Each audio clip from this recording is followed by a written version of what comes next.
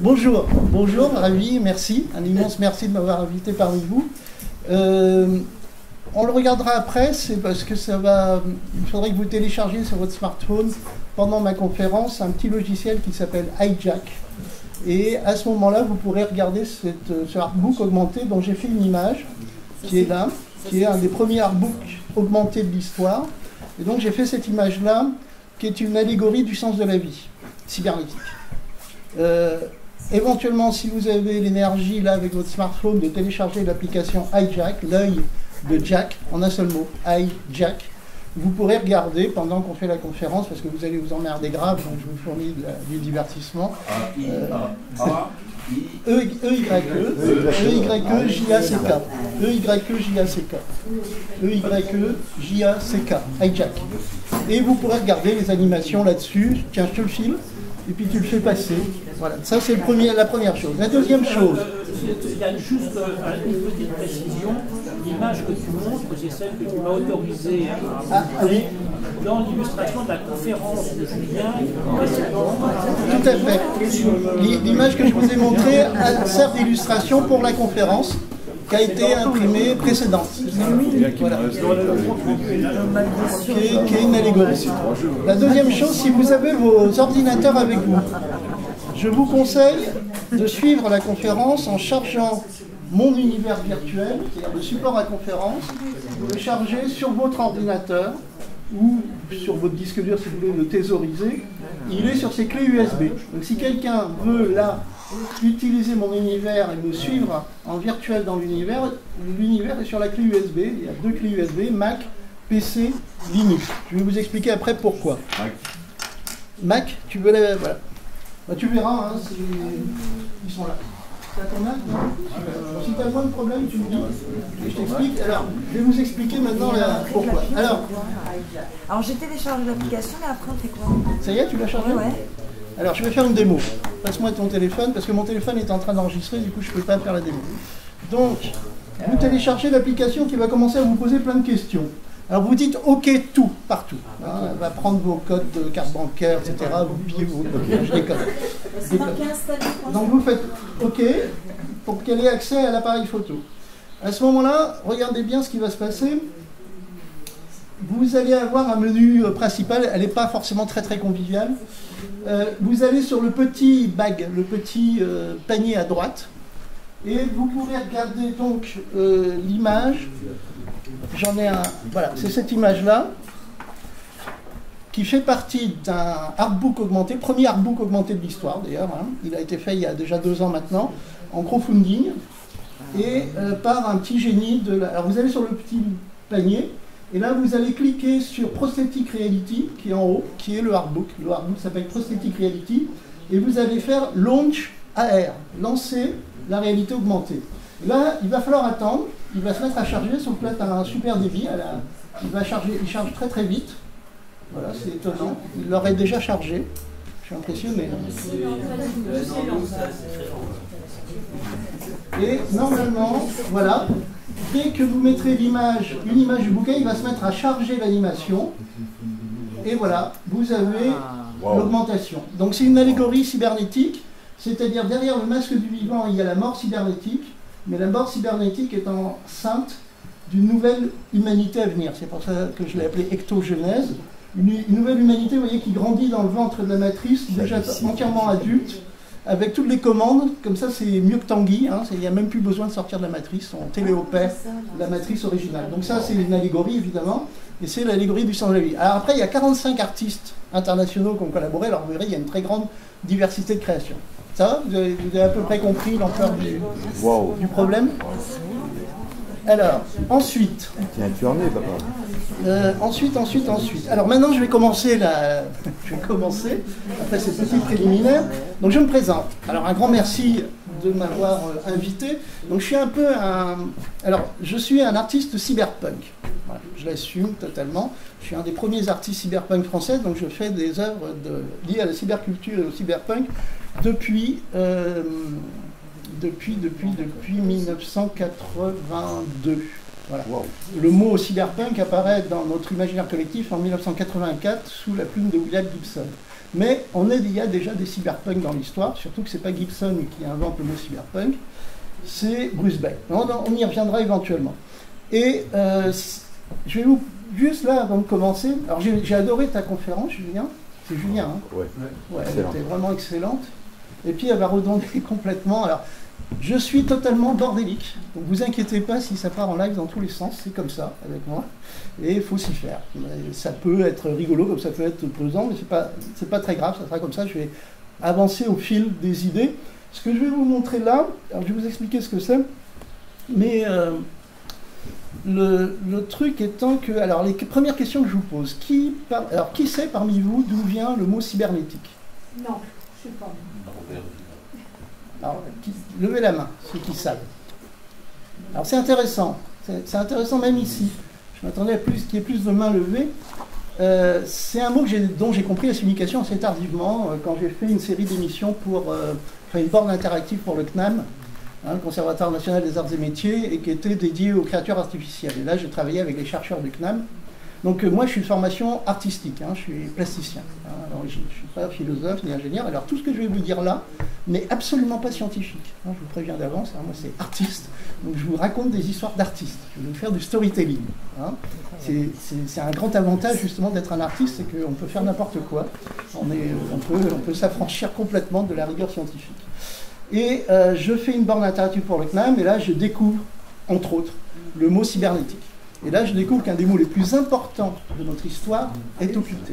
Très peu de gens savent d'où vient le mot cybernétique, alors que c'est le mot de notre modernité. C'est vraiment le mot de notre modernité.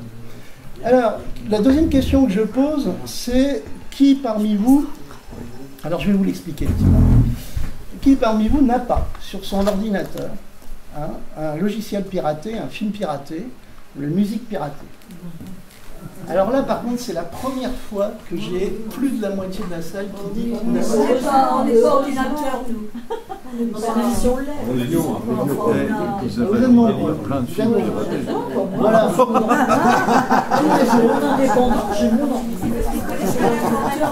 les autres, vous êtes des cyberpunks. Tu pourrais le poser dans votre sens. Qui n'a que des logiciels piratés? Donc tu es un voyou cybernétique. En tant qu'artiste, je tiens juste à signaler à tout le monde que chaque fois que quelqu'un pirate une œuvre, c'est un détournement de la propriété intellectuelle et c'est du vol qualifié sur tous les artistes créateurs qui ont participé à cette œuvre. Je tenais à le dire. Tout à fait. Et à te le dire, toi qui es artiste. Mais oui, mais justement, c'est bien pour ça. C'est bien pour ça que, alors vous allez comprendre, Qu'est-ce que ça veut dire? Alors justement, on y va. Cette œuvre, qui est une œuvre d'art numérique, est aussi mon support à conférence. D'ailleurs, je donne des cours dans les grandes écoles d'art et d'ingénieurs depuis 2003, en utilisant, alors je suis le seul prof au monde, j'adore dire ça, je suis le seul prof au monde, en fait c'est pas vrai, il y a quelques collègues, mais on est très rares à faire ça, à donner cours dans un univers de jeux vidéo. C'est-à-dire je ne fais pas du PowerPoint, mon support pédagogique c'est ça. Et je donne cours dans les grandes écoles d'art et d'ingénieurs depuis 2003, dont l'ANSAM, et ce cours est un cours sur l'histoire de la cybernétique. Donc c'est 4 fois 3 heures, alors là on peut pas faire 4 fois 3 heures, mais donc, vous verrez, je ferai une aparté parce que j'aborde les mêmes sujets qu'a abordé Julien tout à l'heure. Et je distribue cet univers-là aux étudiants. En gros, les étudiants m'accompagnent. Donc vous allez assister aussi à une démonstration de technologie, de dispositif pédagogique qui est inspiré d'une très vieille technique qui s'appelle l'Ars Memorativa. Et en fait, normalement, vous devriez avoir vos ordinateurs avec vous devant vous et vous devriez m'accompagner dans le monde pour reproduire le processus de l'Ars Memorativa. Je vais y revenir. Alors on va rentrer dans nos muséums. Alors c'est mieux si on avait une très très grande projection, mais on va quand même y aller. Donc le muséum, si vous l'utilisez, on va passer de niveau en niveau. Là, on est dans mon univers à moi, qui est un univers archétypal, de grands rochers. Alors je peux changer de caméra, vous voyez, et je vois les univers autour. Donc c'est un univers de rochers qui dérivent dans les airs tout autour. C'est une vision que j'ai eue quand j'étais post-adolescent, dans les années 70, et où je me baladais dans la forêt de Quimperlé, et tout d'un coup j'ai vu la forêt disparaître avec d'énormes rochers qui nous entouraient. Je me suis retrouvé dans une espèce de vision mystique, et cet univers de rochers qui dérive dans les airs m'obsède depuis les années 70. Alors il n'y a pas que moi, à l'époque il y avait Roger Dean qui faisait les pochettes de Yes, il y avait Magritte qui avait fait le château pyrénéen, que vous connaissez, et puis il y a Swift comme précurseur qui avait fait le château dans le ciel. Mais cet univers de rochers qui dérive dans les airs je l'ai vu se propager, se déployer littéralement dans la noosphère, dans l'espace informationnel qui nous habite, jusqu'au film Avatar que vous connaissez récemment. Et en fait, la réalité, c'est que Cameron a aussi visité en réel cet univers-là. C'est pour ça qu'il a ramené ces images-là, hein, parce que nous, artistes, nous avons les clés pour aller dans les univers parallèles, dont l'univers des récifs. Donc ça, c'était juste la partie sur ce mème, parce que je vais revenir sur la notion de mème. Qui connaît parmi vous le concept de mème, de mémétique? Super. Donc j'aurai au moins des choses à vous raconter. Donc je passe au niveau suivant. Donc je passe de niveau en niveau, comme ça. Et on va aller, alors j'ai une façon plus rapide d'y aller. Si vous appuyez sur N, vous changez de niveau. Vous allez au niveau suivant. Et là, je vais aller directement au... Alors je remonte toute l'histoire de l'humanité. C'est pour ça que c'est un cours qui dure 4 fois 3 heures. Là, on va y revenir. Je vais directement vous expliquer ce qu'est l'ars memorativa. Alors, qui sait parmi vous ce qu'est l'ars memorativa, ou vous savez sûrement ça. Le palais de la mémoire, les palais de la mémoire, hein, ars memorativa, palais de la mémoire, non? Alors, je vous raconte la légende autour. Vous voyez, j'ai reconstitué un temple. En fait, ça remonte à l'Antiquité. Et on a... alors, j'ai écrit son nom parce que je l'oublie à chaque fois. C'est ça le truc pour avoir l'air lettré, c'est d'écrire les choses comme ça. Alors, c'est Cicéron qui raconte l'histoire de Simonide de Chéos, 467 avant Jésus-Christ. Et en fait, Simonide de Chéos est un poète, comme moi. Et à l'époque, les poètes, comme moi, doivent bosser pour les grands, les puissants, pour gagner leur argent. Hein, moi, j'ai bossé toute ma vie, il ne faut pas le dire, pour les grandes entreprises, hein, pour les grands fabricants de cosmétiques, etc., à faire des films de communication d'entreprise, ou pour la télévision, ce qui m'a permis de financer mon art, ma création artistique. Alors, Simonide de Chéos, à l'époque, il est engagé par un athlète pour faire un ode à cet athlète, hein, pour écrire un ode à cet athlète. Et le soir, l'athlète fait une grande fête avec plein de convives, et il invite, et Simonide de Chéos arrive. Et là, Simonide de Chéos déclame son poème. Et en fait, Simonide de Chéos, la moitié du poème est dédiée à l'athlète et l'autre moitié du poème est dédiée à Castor et Pollux. Du coup, l'athlète lui dit, bon, écoute, c'est vachement bien, je te donne ton dû, mais je te donne que la moitié. Tu demanderas l'autre moitié à Castor et Pollux. Et la soirée commence, et là, l'athlète défile, se balade entre les tables, et à chaque convive, ça c'est des reproductions anciennes du tableau, à chaque convive, il fait le tour de chaque table, il raconte quelque chose à chaque convive, et un servant arrive et il dit « Il y a 2 personnes qui vous attendent dehors ». Alors là, il sort sur le parvis, et qui trouve-t-il devant le parvis? Il trouve Castor et Pollux. Il y a Castor et Pollux où ils sont là, et voilà, qui l'attend. Et au moment où il est dehors et qu'il attend Castor et Pollux, alors là je le fais en tirant des livres, c'est-à-dire que j'ai équipé mon truc d'un lanceur de livres, voilà. Il y a un tremblement de terre qui détruit le temple. Et le temple s'effondre. Castor et Pollux, c'est une belle histoire. Hein.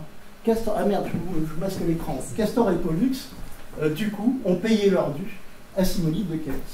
Et alors, le problème, c'est que tout le monde a été aplati par l'effondrement du temple. Donc, qu'est-ce qui va se passer? C'est qu'on va faire appel à Simonide de Chéos pour essayer d'identifier les corps qui sont écrasés sous les décombres. Et comme Simonide de Chéos a fait un trajet dans le temple, il se rappelle à chaque table qu'est-ce qu'il a raconté. Et il sait donc à qui il a dédié chaque poème, à chaque table à laquelle il est passé. Donc Simonide de Chéos identifie donc tous les cadavres. Et c'est là que naît l'art de la mémoire, dans la légende. C'est-à-dire qu'en fait, nous, vous voyez, vous êtes tous assis, statiques. Nous avons pris cette habitude d'enseigner de cette façon. Dans l'Antiquité, les disciples suivaient le maître. C'est-à-dire, par exemple, moi je suis le maître, vous êtes mes disciples, et là on va sortir, aller dans le jardin. Et à chaque statuaire, à chaque lieu du jardin, je vais raconter un truc emblématique au niveau philosophique, au niveau historique ou au tout scientifique. Et vous me suivez. Le résultat, c'est que je déclenche un très très vieux processus de chasseur-cueilleur, c'est-à-dire c'est un processus du cerveau, où on va associer, alors Pierre Berlequin appelle ça la topomnèse, c'est-à-dire qu'on va associer à un lieu des informations. Et ça, le cerveau, il est réglé pour ça. Donc résultat, quand vous voulez vous rappeler ce que le maître a dit, il vous suffit de vous rappeler le labyrinthe. Et ça, et à chaque endroit que vous vous rappellerez, ça va rappeler les informations acquises à ce moment-là. Sur un endroit du tableau, il pouvait y avoir ça même sans bouger, il y avait quand même... Il faut qu'après, tu sois confronté au même tableau. Tu vois le problème. C'est-à-dire que si moi je te fais un palais de la mémoire ici, Le problème, c'est que celui que je vais faire est éphémère. Donc il faudra que tu te rappelles. Donc là, c'est à nouveau un travail mémoriel.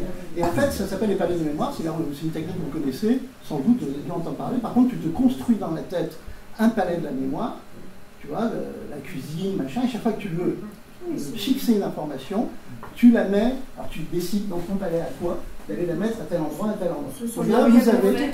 un moyen mnémotechnique. C'est un moyen mnémotechnique. Et donc là, ce que vous voyez, c'est mon palais de la mémoire. J'ai construit un palais de la mémoire. 90% de réussite au QCM de validation des connaissances à l'ENSAM. Hein, c'est-à-dire que, comme je donne des cours avec des gens un peu sérieux, ils me demandent de faire un QCM de validation de connaissances, et en fait, ça marche super bien. C'est-à-dire qu'en fait, c'est un jeu vidéo. Le simple fait que physiquement, et ça c'est le retour du corps dans la boucle de commande, on touche sur les touches, on appuie sur les touches, nous fait rentrer. Il n'y a pas besoin de se déplacer physiquement. Le fait de, rien que de faire agir les doigts, fait rentrer le subconscient dans la boucle de commande, et ça a la même efficacité que si on se baladait dans un parc. C'est ça que j'ai découvert. Et donc les jeux vidéo sont un prodigieux outil de formation et de... alors du coup, ça me fait penser que je vais apporter aussi, mais je ne sais plus où je l'ai mis. Ah voilà. Ici, c'est un autre gadget. Alors soit on le regardera pendant la conférence, soit on le regardera après. C'est un casque de réalité virtuelle. Pendant la pause. Pendant la pause, voilà. Oui, voilà, on fera ça pendant la pause parce qu'il faut que je vous montre comment ça marche, ça prend un peu de temps. Et en fait, c'est très important ce gadget-là parce que c'est la révolution qu'on est en train de vivre actuellement. On est en train de vivre une révolution assez monstrueuse. Elle avait déjà commencé avec l'Internet, mais alors là, c'est l'acmé total, c'est ces gadgets-là, qui pour l'instant sont anecdotiques, mais c'est une émanation du futur. Et en fait, ce qui est intéressant, c'est qu'ils synchronisent le système vestibulaire avec la vision. Ça rejoint ce que tu parlais de l'image, ce rapport à l'image, qui est très intéressant. Cette abstraction qu'est l'image. Et alors justement, on va prendre la pipe. Quand vous regardez cet univers, quand je me balade à l'intérieur, vous ne bougez pas. Donc, votre subconscient, pour lui, c'est faux. Tout ça, c'est bidon. Hein, votre conscient analyse, comprend, regarde la pipe, comme tu as dit tout à l'heure, Julien, mais le subconscient, le corps, lui, dit non, non, tout ça, j'y crois pas un seul instant, c'est bidon, c'est une représentation. Lorsque vous regardez la même chose, le même univers 3D immersif là-dedans, vous verrez, faire l'expérience, le système vestibulaire est synchrone avec vous bougez la tête et le subconscient perçoit le mouvement. Il y a une synchronisation entre la vision et la perception de l'espace. Résultat, vous savez très bien que c'est faux. Votre conscient sait que c'est faux, mais votre subconscient, c'est là qu'est la révolution radicale en ce moment, votre subconscient le perçoit comme vrai. Ce qui fait que lorsque vous vous baladez au-dessus du vide dans l'univers virtuel, vous avez le vertige. Pourquoi vous avez le vertige? Parce que vous savez que c'est bidon. Le subconscient le perçoit pour vous. Alors vous imaginez comme c'est kiff grave pour un mec comme moi, pour tous les artistes. Hein, ça fait plusieurs milliers d'années qu'on essaie de toucher directement le subconscient de notre spectateur, avec du subliminal, avec des images cryptées, avec des trucs qui s'agitent dans tous les sens. Et là, c'est juste ça, et hop, on parle direct au subconscient. Ce qui nous donne une force de frappe terrible. C'est un peu de ça dont je vais vous parler justement aujourd'hui. Donc voilà, ça c'était la partie qui est importante. Alors maintenant je vais revenir dans le temps et on va remonter donc dans les autres tableaux. Et je vais revenir je vais revenir où je vais aller au futur. Je vais aller au futur. Allons-y. Donc je vais aller au XXe siècle. Donc là, c'est le tableau qui explique l'histoire de la cybernétique. Je vous fais juste deux apartés, avant d'y revenir éventuellement après. C'était sur le cyberpunk. Alors, le cyberpunk, il est là. Alors, je change de caméra, ce qui permet de zoomer un peu dessus. Voilà, ça, c'est les tableaux. Alors, ça, c'est chronologique. Hein, j'avance dans le chronologique.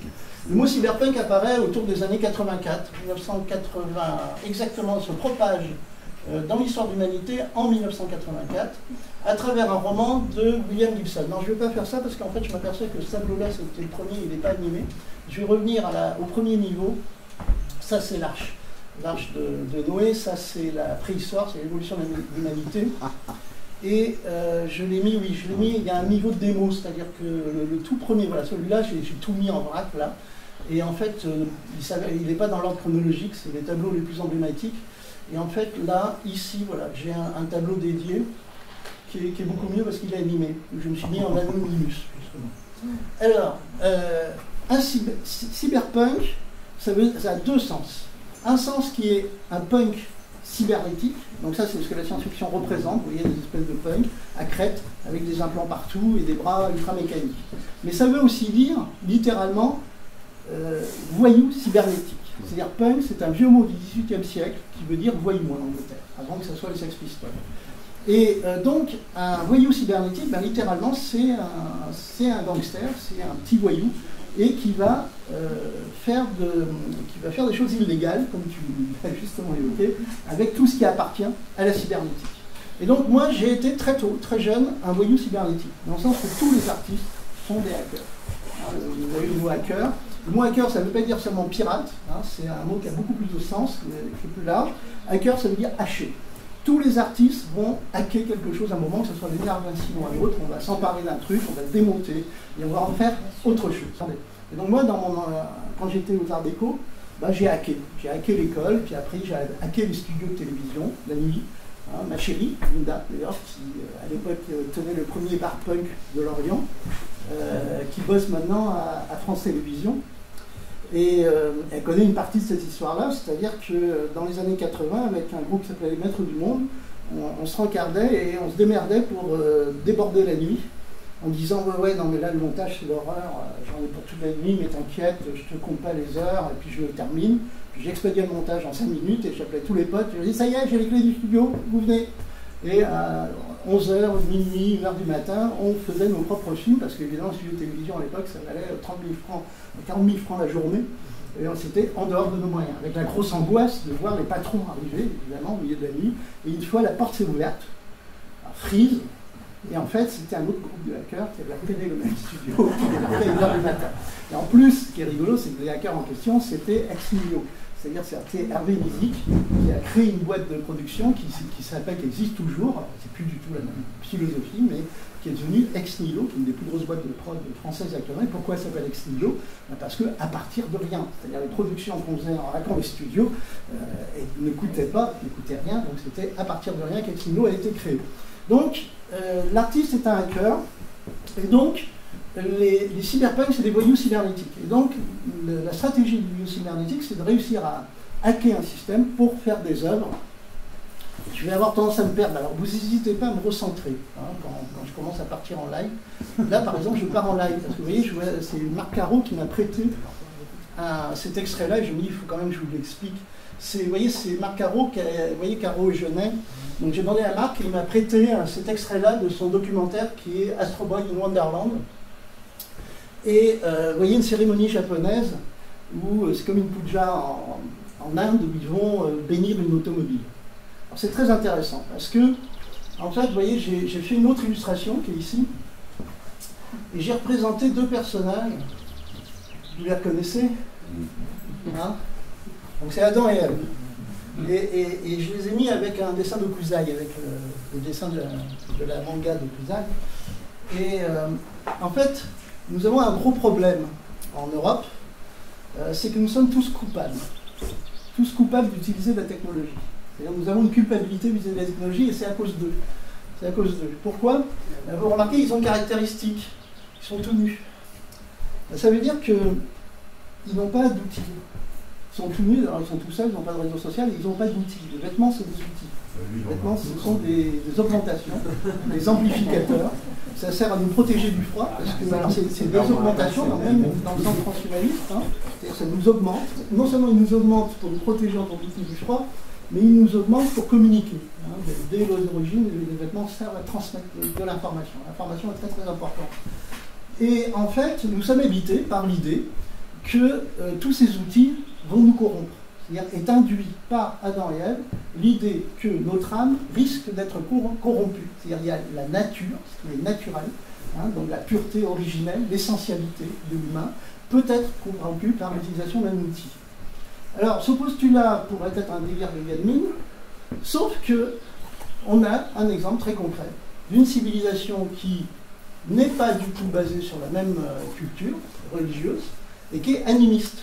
Et donc pour les Japonais, ils n'ont pas cette culpabilité vis-à-vis de la technologie, puisque même un robot peut être habité par une dimension métaphysique. Hein, c'est-à-dire les objets et les choses ont des extensions d'ordre métaphysique. Et donc, du coup, ils n'ont pas cette culpabilité que nous avons vis-à-vis de la technologie. C'est une proposition que je vous fais, hein, on en parlera après, on pourra en discuter très très longtemps. Mais c'était juste une petite aparté que je faisais là, parce que mon but, c'est quand même de vous parler des avatars. Alors, voilà, on va aller droit au sujet. Je vais aller directement vous raconter une petite anecdote. Et je vais aller dans... Ah oui, alors ça se passe, j'ai préparé un niveau exprès pour. Donc je saute de niveau en niveau, là j'avance vers le futur. Juste en arrière, je vous montre, on y reviendra aussi, je vous lance cette piste-là. C'est une piste, c'est le seul truc qui m'éclate un des rares trucs qui m'éclate grave dans le transhumanisme, ou plus exactement dans ce qu'on appelle la singularité. C'est, comment il s'appelle, c'est Kurzweil, qui travaille maintenant pour Google, qui s'occupe de la stratégie à long terme de Google. Et il a une intuition absolument géniale. Il y en a plein, mais il y en a une qui, moi, m'éclate. C'est ce qu'il appelle le canonical milestone.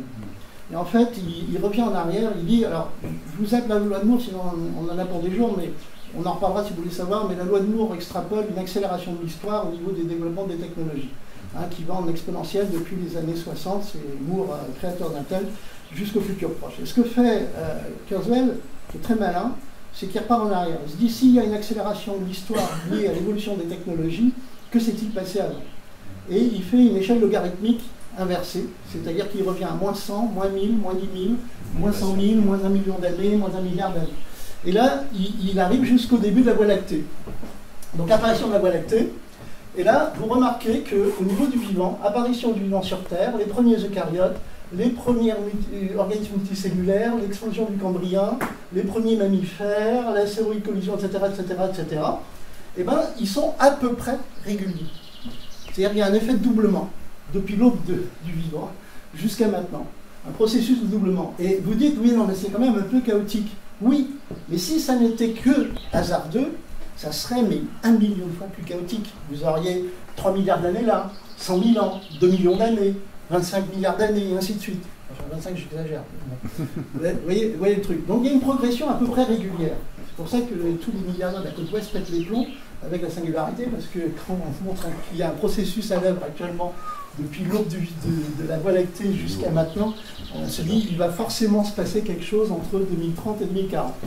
Et du coup, je l'ai reproduit là.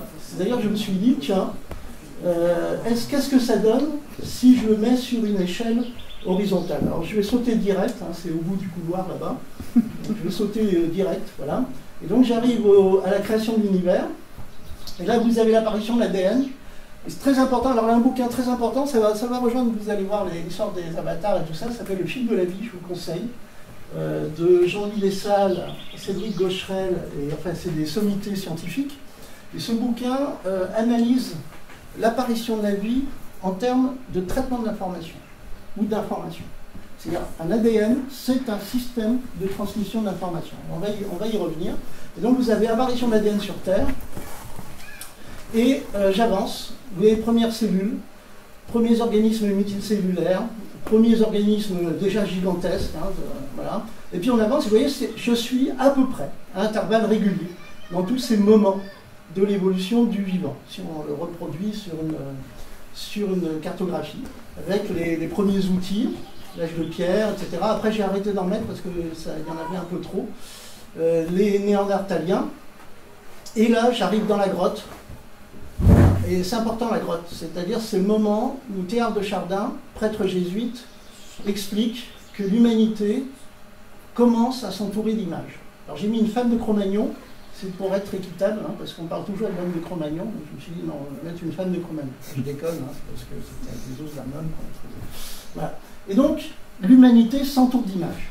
Il y a un mec rigolo, et c'est très étonnant, tu as cité Dawkins tout à l'heure, Richard Dawkins. C'est très intéressant parce que c'est un mystique religieux, c'est un jésuite, et il va faire le même type de pensée, de réflexion qu'a fait Richard Dawkins beaucoup plus tard. Alors que Richard Dawkins est un anticlérical radical, un athée anticréationniste ultra-militant. Et c'est un chercheur aussi en génétique.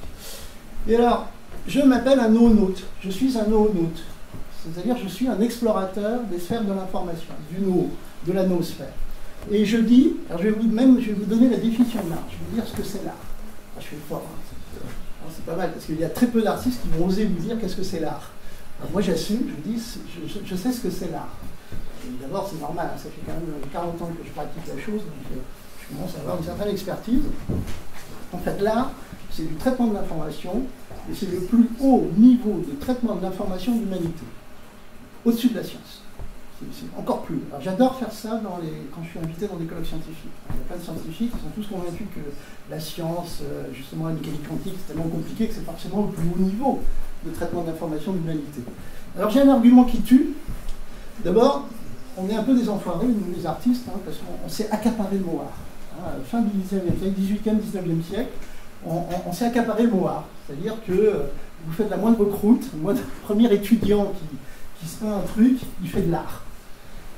Le problème, c'est que non, il ne fait pas de l'art, il fait de l'art plastique. Il commence à faire de l'art plastique. C'est-à-dire qu'on a tendance à simplifier, à éliminer le fait qu'on fait un art un peu spécialisé. C'est les arts plastiques. Alors, quand est-ce que le mot art apparaît dans notre histoire? Eh bien, en fait, il apparaît lorsque nous n'avons plus de mots pour définir, de mots corrects pour définir de façon rationnelle et analytique une activité très complexe de l'humanité. On va dire, par exemple, j'ai la maîtrise de la rhétorique, j'ai la maîtrise du dessin, j'ai la maîtrise de la danse. Mais au-dessus de la maîtrise, lorsque quelqu'un est vraiment extraordinaire, on va parler de l'art de la rhétorique, de l'art de la danse, de l'art de la guerre. Le mot art apparaît au plus haut niveau d'une activité humaine, quand justement elle devient tellement complexe qu'on ne peut plus définir sa qualité, ses paramètres de façon rationnelle. Et donc c'est pour ça que je dis que l'art, il y a l'art des mathématiques. L'art, c'est le plus haut niveau de traitement de l'information de l'humanité. Et alors, je reviens à Teilhard de Chardin. C'est que Teilhard de Chardin, son intuition... Alors, vous connaissez Teilhard de Chardin, je suppose, non? Parce que c'est un personnage assez emblématique de la culture occulte et ésotérique, et aussi chrétienne. Alors, ce qui, moi, m'a éclaté chez Teilhard de Chardin, c'est que, sous ses côtés complètement austères, en réalité, c'est un aventurier, et il est en train de chercher le chaînon manquant. Il va s'embarquer dans la croisière de Chine. Je vais zapper parce que je vais rester trop longtemps, on va aller très vite. Il commence à avoir des idées géniales. Il écrit à sa hiérarchie jésuite et lui dit « Oh ouais, je pense que... » Il commence à raconter des trucs. Et là, sa hiérarchie jésuite lui dit « Oh, c'est vachement bien, c'est super vos idées, mais alors surtout, vous ne communiquez pas dessus. » Hein, à tel point que lorsqu'on va lui donner une chaire au Collège de France, sa hiérarchie jésuite au Vatican lui dit vous refusez la chaire au Collège de France et vous partez, vous quittez la France. Nous ne voulons pas que vous communiquiez sur vos idées. Donc, comme il est très vrai sur la culture, il va faire, selon sa hiérarchie, il s'exile au New York et il va mourir. Et c'est ses proches qui, donc en 1950, autour de 1955, vont éditer en bouquin ses idées. Et alors, je vous les raconte les deux, on peut aller assez vite, il y en a une que moi j'adore. C'est-à-dire qu'en fait, il invente le concept de noogenèse. Et il dit, alors il est un peu roublard, hein, il dit autour, au néolithique, à moins 6000 ans, on voit que l'humanité s'entoure d'images, commence à s'entourer d'informations. Alors il est roublard parce que c'est pas moins 6000 ans, c'est moins 50 000 ans, hein, c'est longtemps avant le néolithique que ça se produit, c'est pas très grave. Et il dit, ça c'est la noogenèse. Ensuite il continue et il dit, c'est...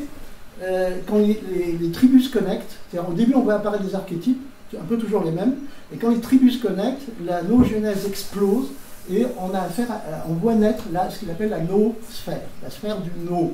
Le no, en grec ancien, c'est épikanicomach, donc vous aviez l'aphronésis, l'épistème, la sophia, la techné, et comme le Seigneur des Anneaux, le no qui les chapeaute tous. Hein, c'est-à-dire quand vous avez fait tout ça, vous savez qui vous êtes, quel est le monde, comment est le monde, vous êtes de nature divine, littéralement, parce que vous avez tout compris.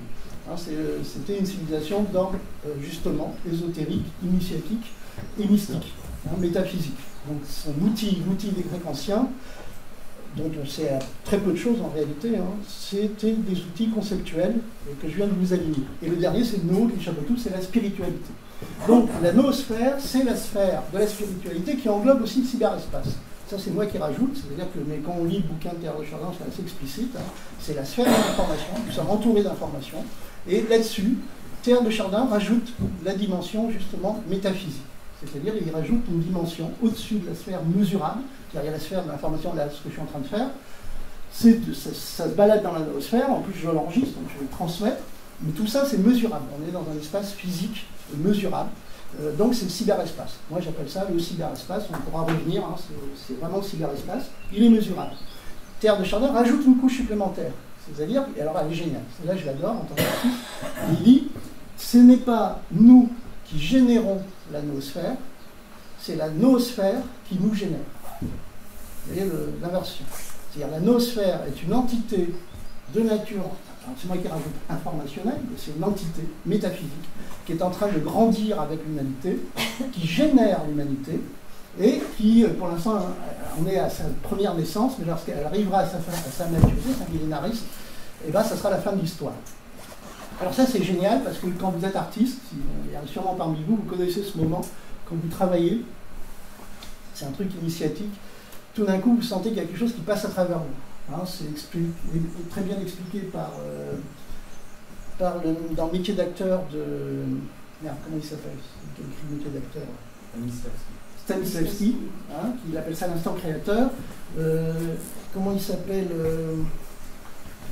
Thierry Gilliam, quand je l'avais interviewé sur Brésil, m'avait dit nous ne sommes que des antennes, qui captons, nous ne sommes pas des créateurs, hein, nous captons des choses que nous retransmettons. Et Jodorowsky, alors je vous le raconte à chaque fois, je le raconte sur moi parce qu'elle est trop géniale, je l'avais interviewé sur l'alchimie et il me dit Matoseian, je mime un peu maladroitement son accent chilien, mais il est tellement bien. Matoseian, en alchimie, il y a la voie humide et la voie sèche. La voie sèche, c'est quand tu travailles, tu pries, tu relis, et parfois tu trouves. À la voie humide, ce sont des forces mystérieuses qui viennent du cosmos, qui te tombent dessus et tu trouves tout de suite. Alors là, je lui dis, ah mais c'est génial, ce que tu me dis, ça ressemble au travail d'artiste.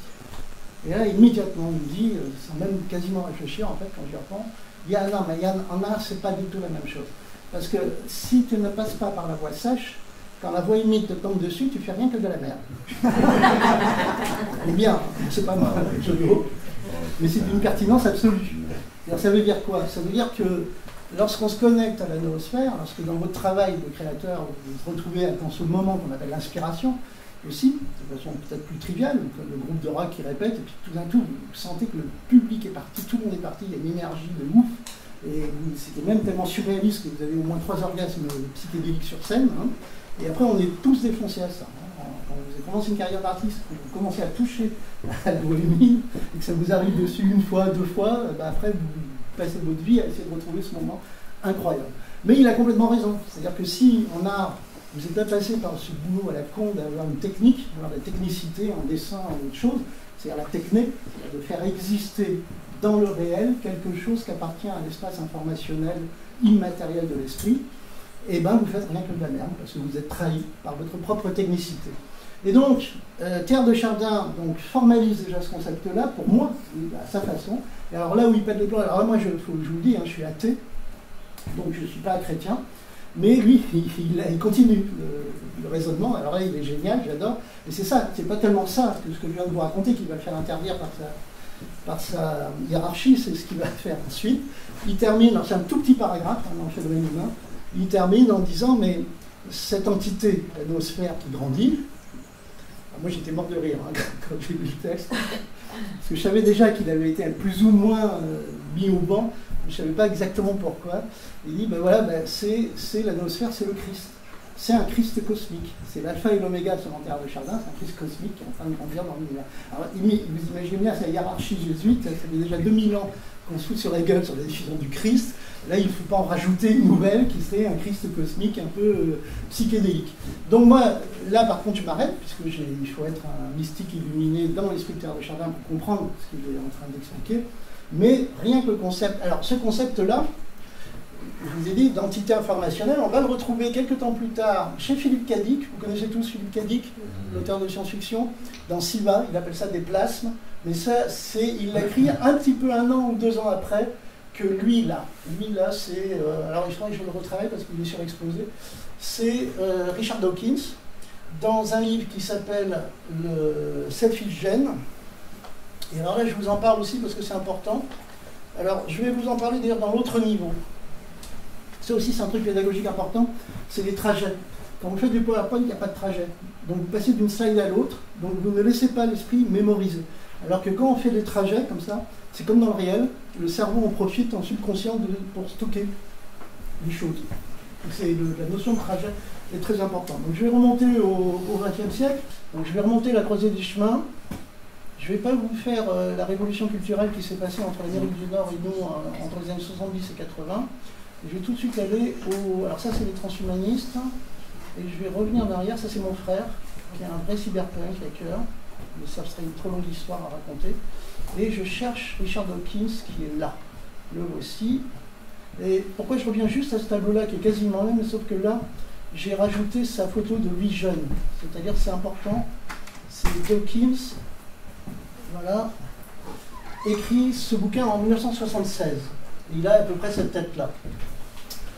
Donc il est assez jeune. Il sort de l'université et il écrit un bouquin qui s'appelle The Selfish Gene, qui est célèbre. En fait, il fait déjà une inversion sur la notion de gène. Il dit, depuis le 19e siècle, en fait, on a cet héritage de croire que nous sommes au sommet d'une hiérarchie, de la hiérarchie du vivant, et surtout de la prédation. Et en fait, il dit non, nous ne sommes que le rêve des gènes. C'est-à-dire que les gènes ont un enjeu fondamental, c'est de se reproduire, et donc vont favoriser et développer tous les organismes qui se reproduisent massivement. D'ailleurs, c'est une vraie catastrophe. Hein.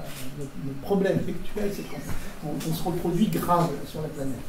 Et il y a un petit paragraphe, très court, très intéressant dedans, qui est fondamental, où il se fait une spéculation. À l'époque, il dit, mais est-ce qu'on ne peut pas imaginer que les idées et les concepts se comportent comme des gènes?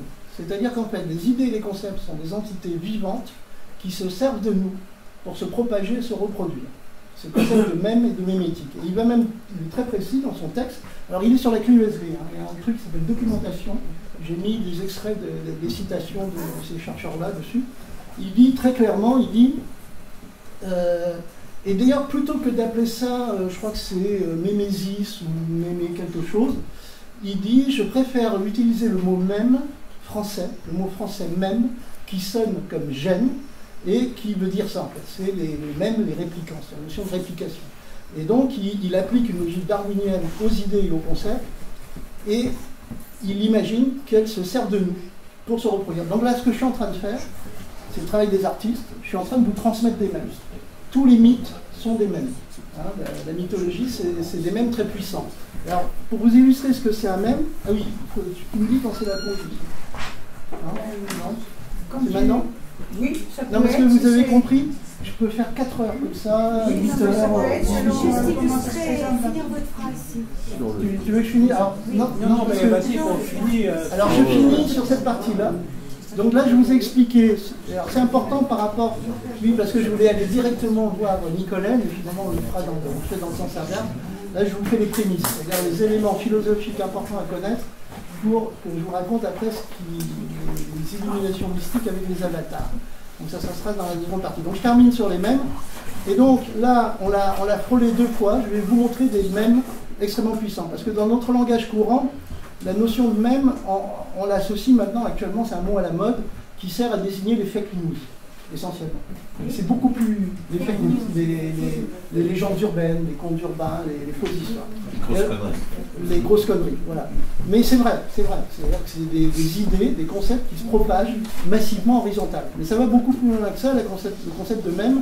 Et là, vous voyez, j'ai reproduit, pour vous expliquer, j'ai reproduit un mème extrêmement puissant, qui est l'Arche de Noé.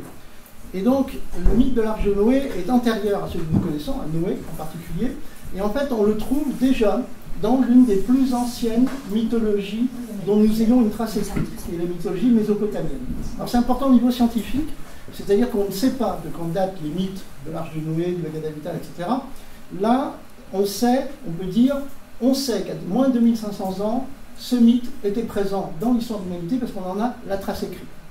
Et on a trouvé récemment, on a réussi à traduire récemment cette tablette-là, très précisément, qu'on appelle le mythe d'Atrahasis. Et en gros, c'est le mythe de l'Arche de Noé. Et ce qui est très intéressant, parce que moi j'ai récupéré dans ce mythe-là, c'est que vous voyez, j'ai reproduit l'Arche de Noé ici, et je l'ai faite ronde, parce qu'il y a les plans. La tablette donne les plans de l'Arche de Noé, du déluge, il y a une histoire, le déluge, l'Arche de Noé, etc. Et il la décrit ronde. Hein. Donc je reproduis l'Arche de Noé, mais je ne vais pas vous raconter celle du mythe d'Atrahasis, parce qu'elle est pas mal, mais elle est un peu succincte, et je vais arriver un tout petit peu plus tard, qui est la deuxième occurrence connue du mythe de l'Arche de Noé, c'est lui là. Vous reconnaissez? Vous voyez qui c'est? À part le fait que c'est un personnage qui me fait penser à Avatar. C'est Vishnu. C'est Vishnu. C'est le Bhagavad-gītā. Et alors, vous voyez, Vishnu est souvent représenté sortant d'un poisson. Alors, je vous raconte l'histoire. On a un disciple de Vishnu qui voit un petit poisson dans la rivière qui part en courant, qui file, et il l'attrape. Le poisson fuit un danger, il l'attrape. Le poisson grandit dans sa main, il le met dans une amphore. Le poisson grandit, il le met dans un bassin. Le poisson grandit, il le met dans un lac. Le poisson devient tellement grand qu'il le ramène à la mer. Et à ce moment-là, le poisson se transforme en Vishnu. Donc c'est aussi intéressant, c'est la première occurrence du mot avatar dans notre histoire. Le poisson, c'est Mathias, il s'appelle Mathias, et c'est l'avatar de Vishnu sur Terre. Et là, Vishnu dit à son disciple, bon, bah c'est bien, tu m'as sauvé. Alors je t'explique, je suis en train de me facter grave avec un démon marin, un démon sous-marin. Ça va provoquer un déluge qui va détruire toute la vie sur Terre. Il faut que tu construises un arche, que tu mettes un élément de chaque espèce, etc. On connaît l'histoire. Il y a même des détails où, pendant la baston, Vishnu sort de l'eau et tire l'arche en dehors de la zone de combat.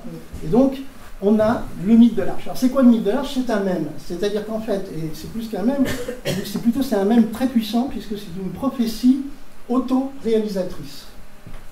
C'est-à-dire ce mème, qui est une histoire forte, ça nous touche en profondeur, se propage et se transmet par les conteurs, c'est-à-dire c'est nous les artistes qui provoquons ça, mais ce n'est pas les ingénieurs de la NASA qui envoient des navettes dans l'espace, c'est nous artistes en racontant ces histoires-là. C'est-à-dire qu'en fait, actuellement, nous sommes très exactement en train de fabriquer des arches galactiques pour sauver la vie sur Terre. C'est-à-dire qu'en même temps que nous sommes en train de détruire la vie, massivement, nous sommes tous individuellement habités par un tropisme très puissant qui est celui de sauver la vie, et en plus, on le fait à l'échelle collective, et massivement. C'est-à-dire que ce n'est pas juste la NASA, vous remarquerez que chaque fois qu'un pays arrive à un certain niveau de développement, il ne peut pas s'empêcher de commencer à balancer des fusées dans l'espace et à construire ces fameuses arches stellaires. Pourquoi? Parce que c'est un tropisme propre au vivant, qui a été transformé sous forme mimétique, c'est-à-dire que qu'est-ce que ce sont les mèmes les plus puissants? C'est l'illustration, c'est ce que j'explique, hein. C'est que nous, artistes, on perçoit de façon intuitive, de façon subconsciente, des structures formelles et même structurelles, les choses du vivant. Et donc, l'arche, le mythe de l'arche, le mème de l'arche, c'est le tropisme du vivant à survivre. Alors, on l'a évoqué tout à l'heure, et je vais zapper la cybernétique, on reverra tout à l'heure, parce que vous avez compris, c'est des trucs qui s'emboîtent monstrueux. Mais en fait, l'univers tend à un état qu'on appelle l'entropie. Alors, l'entropie, c'est-à-dire c'est une espèce d'ennui mortel. C'est-à-dire que la matière tend à s'équilibrer. Toutes les énergies tendent à s'équilibrer jusqu'à arriver à une espèce de totalement emmerdant d'équilibre général. C'est la fin de l'entropie. Tout l'univers tend à l'entropie. Une seule chose dans l'univers ne tend pas à l'entropie. Et d'ailleurs, c'est ça qui est intéressant. On a évoqué la notion de mort tout à l'heure. La chose la plus immortelle qui existe actuellement dans l'univers, c'est le vivant. C'est-à-dire que la seule chose qui va à l'encontre de l'entropie universelle, c'est le vivant, et on appelle ça la négantropie, c'est-à-dire l'entropie négative. Le vivant tend à se complexifier, à se démultiplier, à proliférer. Nous savons la taille d'une galaxie par rapport aux premiers micro-organismes qu'il y avait dans l'océan. La taille que nous avons là est gigantesque. C'est-à-dire que le vivant est passé du microcosme au macrocosme en se complexifiant. La dernière frontière qu'il a rencontrée après une sortie de l'eau du microcosme arrivé sur la Terre, c'est la barrière de l'espace. Et vous avez remarqué, je vais vous faire de façon très poétique, on terminera là-dessus, il n'y a pas d'arbre entre la Terre et la Lune. Pas normal du tout, ça. C'est-à-dire que le vivant qui sort, qui grandit, qui fait des bestioles gigantesques, et poum, il bute sur un truc. Et là, le vivant est coincé, confiné, se rend compte. Alors évidemment, je prête une attention au vivant. C'est plus compliqué que ça. Mais le vivant est confiné. Et là, de nouvelles stratégies apparaissent, dont les intelligences collectives. Alors, nous sommes une intelligence collective qui développons des stratégies beaucoup plus complexes, qui élaborons des choses beaucoup plus complexes, dont les vaisseaux spatiaux. Nous sommes la seule espèce sur la planète qui peut s'affranchir de la pesanteur terrestre. Alors, le but, c'est pas de faire de l'humain une finalité, nous ne sommes qu'une étape, et si on n'y arrive pas, ben on va disparaître. Hein. Donc je termine réellement là-dessus, parce qu'en fait, l'un des enjeux actuellement, c'est de commencer la panspermie. C'est-à-dire que si le vivant reste coincé sur cette planète 1 milliard d'années de plus, elle est foutue. Alors on me dirait 1 milliard d'années, ouais, bof, hein, c'est dans longtemps. Sauf qu'à l'échelle du vivant, on a mis 4 milliards, le vivant a mis 4 milliards d'années à arriver là, il ne lui reste plus qu'un cinquième de temps pour dégager de ce piège qu'est le système solaire. Alors si on n'y arrive pas, je sais déjà, alors ça c'est le grand secret, hein, je sais déjà quelle est l'autre espèce qui a commencé la conquête de l'espace. Alors on les voit dans les images de la NASA, où on voit ces traits blancs, très mystérieux, qu'on voit sortir de l'atmosphère à très très grande vitesse. Alors c'est un truc qui m'a été confié par... je vous raconterai après. Hein. Mais en fait, ce sont les grands céphalopodes qui vivent dans les abysses. C'est-à-dire que ce sont des animaux à réaction gigantesques. Et en fait, ils se propulsent du fond de l'océan vers les étoiles. Et ils ont déjà commencé la conquête de l'espace. Donc si nous on merde... Voilà, c'est des Cthulhu. C'est exactement ça. Et donc si nous on merde, c'est eux qui ont déjà commencé à prendre place. Donc, surtout le répété par la médecine. Bon ben voilà, on fait la pause. Bravo. Alors la cybernétique, en fait, c'est un mot, le premier qui invente ce mot-là, qui l'utilise dans ce sens-là, en fait, c'est Ampère. Je vous le dis parce que c'est souvent je l'occulte, parce que c'est pas très important, mais comme on est chez des lettrés, il vaut mieux que vous le sachiez. Donc le premier qui utilise ce mot-là, c'est le physicien Ampère, le français, mais ça s'est perdu dans l'histoire. Ça s'est perdu dans l'histoire, et Norbert Wiener, qui est l'inventeur de la cybernétique, ne savait pas que le physicien français Ampère l'avait utilisé quasiment dans le même contexte. C'est un mot cybernétique qui veut dire, alors je l'ai représenté là, vous voyez, c'est le pilote du navire. C'est le pilote du navire. C'est kubernétiqué, c'est dans la cité de... Ça y est, c'est Platon, hein, ce qu'a écrit la cité.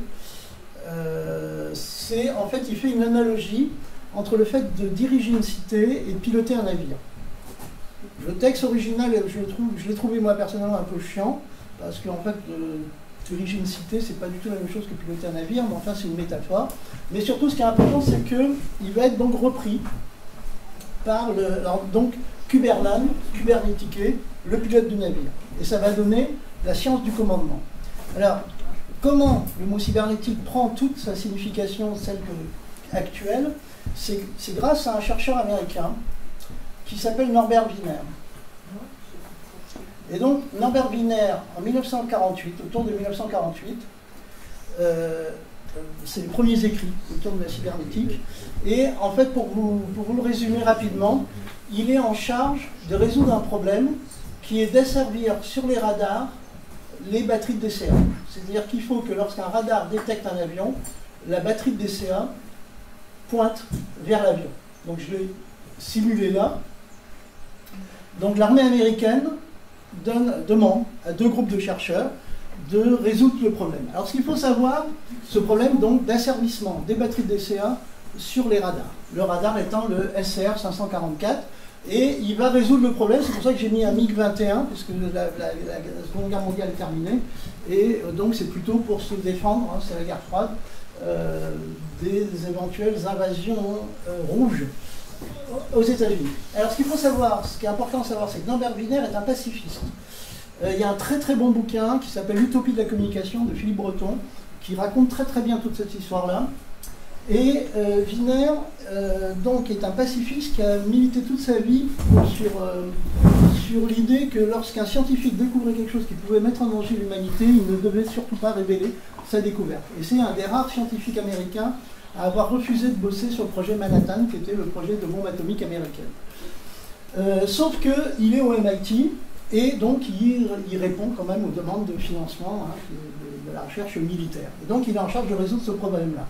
C'est pas lui qui remportera le marché, c'est l'autre équipe dont j'ai oublié le nom des chercheurs, mais c'est à ce moment-là qu'il va inventer la cybernétique. Alors, la chose qui est importante, vous voyez, je ne sais pas si on arrive à le lire là, mais ce qu'on oublie souvent avec Norbert Wiener, qui est un génie des mathématiques, c'est qu'il était prof de philo à Harvard, et il avait un diplôme de zoologie d'Harvard. Donc c'est quelqu'un qui a aussi un bagage, et ça c'est très important, un bagage philosophique, et un bagage d'éthologie, enfin d'études des animaux.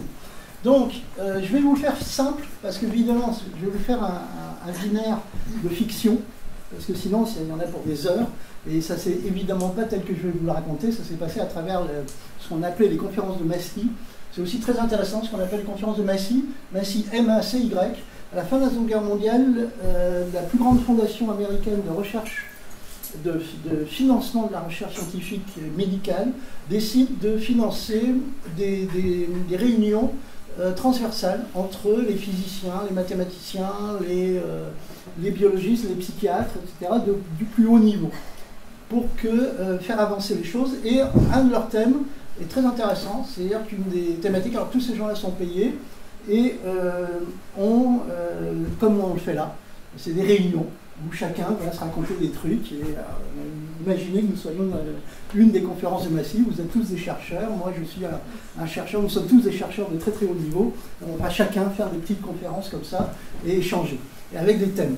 Et l'un des thèmes, et c'est très intéressant, c'est comment se fait-il que l'Allemagne nazie a pu basculer dans une telle barbarie. C'est-à-dire comment un pays au plus haut niveau philosophique, technologique, scientifique puisse basculer dans la barbarie. Ça veut donc dire que la civilisation n'exclut pas la barbarie. Hein, donc on va se poser cette question-là. Donc c'est c'est ce que Philippe Breton appelle l'utopie de la communication, c'est-à-dire qu'ils vont être convaincus que c'est parce que ça communiquait mal, ça communiquait pas assez, etc. Mais ça, je zappe, ce qui est plus important. Je vous mis Norbert Wiener pour aller vite. Wiener arrive et... Alors, je vous le fais façon théâtrale. Hein. Vous voyez que vous êtes la conférence des potes de Wiener, et moi, je suis Norbert Wiener. Alors, je vous dis, il faut arrêter de raisonner, on a une cible, on vise et on tire. Il faut commencer à raisonner, il faut que deux objets soient au même endroit, au même moment. Pour que ça soit possible, il faut qu'un de ces objets soit équipé de capteurs qui perçoivent son environnement, même de façon sonore. D'un système, et c'est là le nœud central, d'un système d'analyse de l'information, de traitement de l'information, la fameuse boîte noire, qui analyse et interprète les signaux captés, et un système moteur qui modifie sa trajectoire. Et donc, hein, il décompose le problème. Il décompose le problème, mais pour pouvoir le formuler en termes d'algorithme. Tu vois l'idée. C'est un créateur des algorithmes. C'est un utilisateur d'algorithmes. Tu vois, on est en plein, absolument, on est en plein dans la science des algorithmes. Tu vois, elle est très ancienne, hein, elle date des Arabes et du Moyen-Âge, je ne sais plus comment il s'appelle déjà, c'est celui qui donne son nom aux algorithmes, mais on est vraiment dans la science des algorithmes. Et donc là, il décompose le processus, c'est exactement ça. Alors, et il fait une itération, c'est-à-dire que on a une boucle régulière qu'on va appeler une boucle de rétroaction, de feedback. C'est là que le mot feedback et rétroaction apparaît dans le terminologie. Je perçois mon environnement, j'interprète, je modifie mes narrations. Je perçois mon environnement, j'interprète, je data, et petit à petit, le missile ou la torpille arrive sur sa cible. Ça, il le formule en termes algorithmiques, et c'est ce qu'on va appeler donc les algorithmes de la cybernétique, qui va donner une science qu'on appelle la systémique. On ne parle plus trop du cybernétique, on parle de systémique. Mais, donc, ce qui est important là, c'est pas les capteurs, c'est pas le système moteur, c'est la boîte noire, c'est le système de traitement de l'information qui interprète les signaux. Dans toutes les écoles de sciences, d'ingénieurs, on va s'arrêter là. Et là, je commence un cours où je fais les équations qui sont connues des algorithmes de la cybernétique. Et ce qu'on oublie à chaque fois, c'est ce que je vous disais, c'est que Wiener, il est philosophe. Et donc, la cybernétique, c'est pas juste une science, c'est une philosophie. Et là, Wiener part en live. Et alors, il va dire, mais là, ce que je viens de vous raconter, ce que je viens de vous dire, alors c'est un peu plus compliqué que ça, mais c'est de façon un peu caricaturale de le dire, mais ce que je viens de vous dire là, je perçois mon environnement, j'interprète ce que je perçois, je modifie mon comportement, tout le vivant fait ça. Tout ce qui est vivant fait ça. Il rejoint la définition de la conscience par Bergson. Bergson définit la conscience comme une capacité à imaginer le futur. Tu l'as évoqué, Julien, tout à l'heure. Hein, le cerveau est une machine à traiter d'informations, et pour assurer notre survie, il passe son temps à imaginer le futur en fonction de ce qu'il sait du passé. C'est ce qui nous permet d'assurer notre suprématie. Et donc Wiener dit tout le vivant fait ça. Donc il vient de faire un truc énorme. Il vient de donner une définition du vivant basée sur un processus d'itération algorithmique. Ça, en France, en Europe, on va détester. C'est-à-dire que ça va à l'encontre totale d'une vision métaphysique religieuse du monde, où l'humain en particulier est une créature mystérieuse, créée par les dieux, divine, de nature divine, et là on a l'illusion ou l'apparence d'une définition de l'homme comme un robot. Vous voyez, c'est important, ce que je suis en train de dire là, c'est pour ça que la cybernétique va être occultée en Europe, alors que ça fait partie des cours de base aux États-Unis, des universitaires et des scientifiques. Alors on sort du darwinisme social.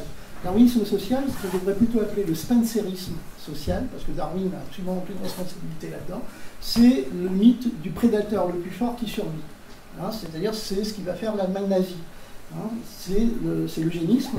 C'est si vous avez des individus qui sont faibles ou qui ont des déficiences, de les protéger et de les laisser se reproduire vont affaiblir et l'espèce et la race. Donc on va les éliminer physiquement. Étonnamment, j'ai découvert que Aldous Huxley a un discours de ce type-là. Hein. Alors que le meilleur des mondes dénonce l'eugénisme et tout ça, il y a dans Retour au meilleur des mondes d'Aldous Huxley un texte où il explique clairement que tous les progrès de la médecine, etc., permettent à des tranches de population de survivre et de se perpétuer, et donc ils vont petit à petit provoquer une catastrophe en affaiblissant l'espèce. Hein. Donc c'est quand même une pensée qui est très puissante à l'époque. Donc on sort de là, et en fait Wiener prend un peu le contre-pied du prédateur le plus... Alors on est en plein dedans, hein, actuellement. Vous regardez les discours politiques partout en ce moment, dans les écoles, etc. On est en plein dans le spencerisme social. C'est-à-dire c'est le plus fort qui survit. Hein, c'est le prédateur le plus fort qui survit. Et Wiener reprend, il est un peu mal à l'aise avec ça, il dit non, c'est pas le prédateur le plus fort qui survit, hein, c'est-à-dire qu'un tigre, un lion sont bien mieux équipés que nous pour survivre. Par exemple, les aigles voient extrêmement loin, les dauphins ont un sonar carrément, etc. C'est pas le système moteur non plus, on est faible, on est assez, pas très très bon en termes de puissance physique par rapport à pas mal d'animaux. C'est le traitement de l'information. C'est-à-dire, plus un organisme va traiter de l'information complexe, plus il sera haut dans la hiérarchie du vivant. Vous saisissez, ça c'est énorme. Plus un organisme, quel qu'il soit, va traiter de l'information à un niveau complexe, plus il va assurer sa suprématie sur les autres espèces. C'est le traitement de l'information qui assure la hiérarchie du vivant, telle qu'elle est actuellement. Donc ça, c'est le paradigme contemporain. Nous sommes dans la société de l'information. À l'époque, les États-Unis, l'armée américaine veut faire la cybernétique confidentielle défense. Alors une fois que vous avez compris le truc, toute la stratégie des États-Unis depuis la Seconde Guerre mondiale est évidente. Qui contrôle l'information contrôle le monde. Hein, ça vient d'où ça, hein? Voilà. Donc, c'est la notion de traitement d'information. Donc ça, c'est le paradigme contemporain dans lequel on est. Et Wiener continue, et il fait même une spéculation, c'est ce que j'ai montré là, où il dit, lorsque nous fabriquerons une machine capable de traiter de l'information à un niveau supérieur à nous-mêmes, nous aurons créé notre propre prédateur. Ok? Que voici. Hein, c'est le mythe dans lequel on est actuellement. C'est Terminator, Skynet, c'est la machine, l'intelligence artificielle qui ne peut être que notre propre prédateur, puisqu'elle sera capable de traiter l'information à un niveau supérieur à nous-mêmes. Donc ça, c'est la vision pessimiste des choses. Alors je ne voulais pas le faire, parce que je voulais aller vite au cœur du sujet, mais je vais quand même vous le faire, parce qu'il y a quand même une alternative dans cette histoire-là, qui est assez intéressante et qui, paradoxalement, vient de ceux auxquels on ne pensait pas. On ne pense pas qu'ils sont dans cet esprit-là. Donc ça, c'est pour ça que j'ai appelé « On est à la croisée des chemins ». C'est-à-dire que vous avez soit l'apocalypse de l'intelligence artificielle, qui est le grand cauchemar qui est évoqué régulièrement maintenant un peu partout, mais étonnamment, les transhumanistes, en particulier les singularitariens, ont un discours opposé. C'est-à-dire qu'ils s'opposent à cette vision-là catastrophiste, en fait, et en gros, l'idée qu'il y a, l'idée des singularitariens et des transhumanistes, et qui est étonnamment inspirée ou similaire à un des fondateurs de l'anarchisme, qui est Kropotkin, qui, en même temps qu'il a été un des initiateurs de l'anarchisme, a travaillé sur les animaux en Sibérie.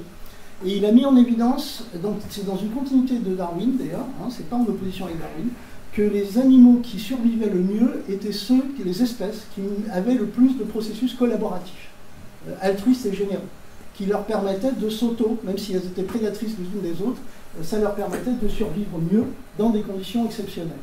Et c'est là-dessus qu'ils basent d'ailleurs sa pensée anarchiste. Et en fait, les transhumanistes et les singularitariens disent, mais être prédateur n'est pas un signe d'intelligence. Ils vont à l'opposé de l'intuition de Wiener. Ils disent, en fait, si les machines sont plus intelligentes que nous, elles seront forcément bienveillantes et collaboratrices. Ça va? C'est clair, l'alternative. Et clairement, quand vous observez tous les débats actuellement, on est en plein dans ce questionnement-là en ce moment. Le choix de l'humanité actuellement, c'est est-ce qu'on va vers l'apocalypse des machines ou est-ce qu'on va plutôt vers un partenariat bienveillant et collaboratif.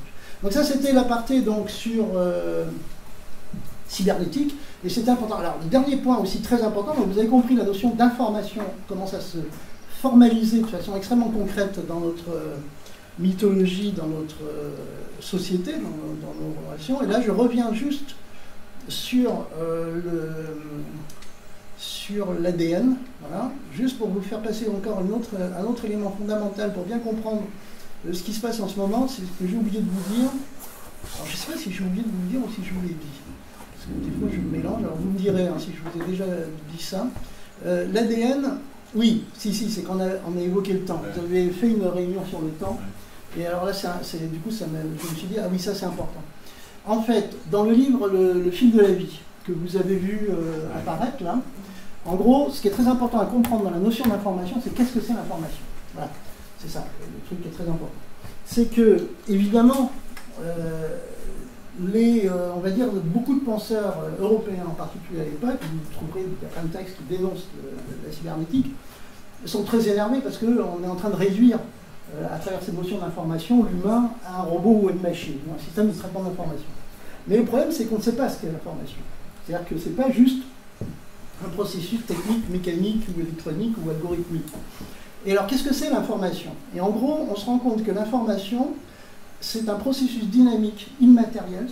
L'information elle-même est immatérielle. C'est-à-dire, ce que vous voyez sur un bouquin, ce que vous voyez imprimé sur des tablettes mésopotamiennes, c'est la trace physique d'une information. Mais s'il n'y a pas un système de codage et décodage biologique ou autre pour lire cette information-là, l'information n'existe pas. Donc l'information est quelque chose qui agit sur le réel, c'est-à-dire quelque chose d'immatériel, qui n'a pas de matérialité, qui agit et qui transforme le réel. C'est-à-dire qui transforme quoi? Le récepteur.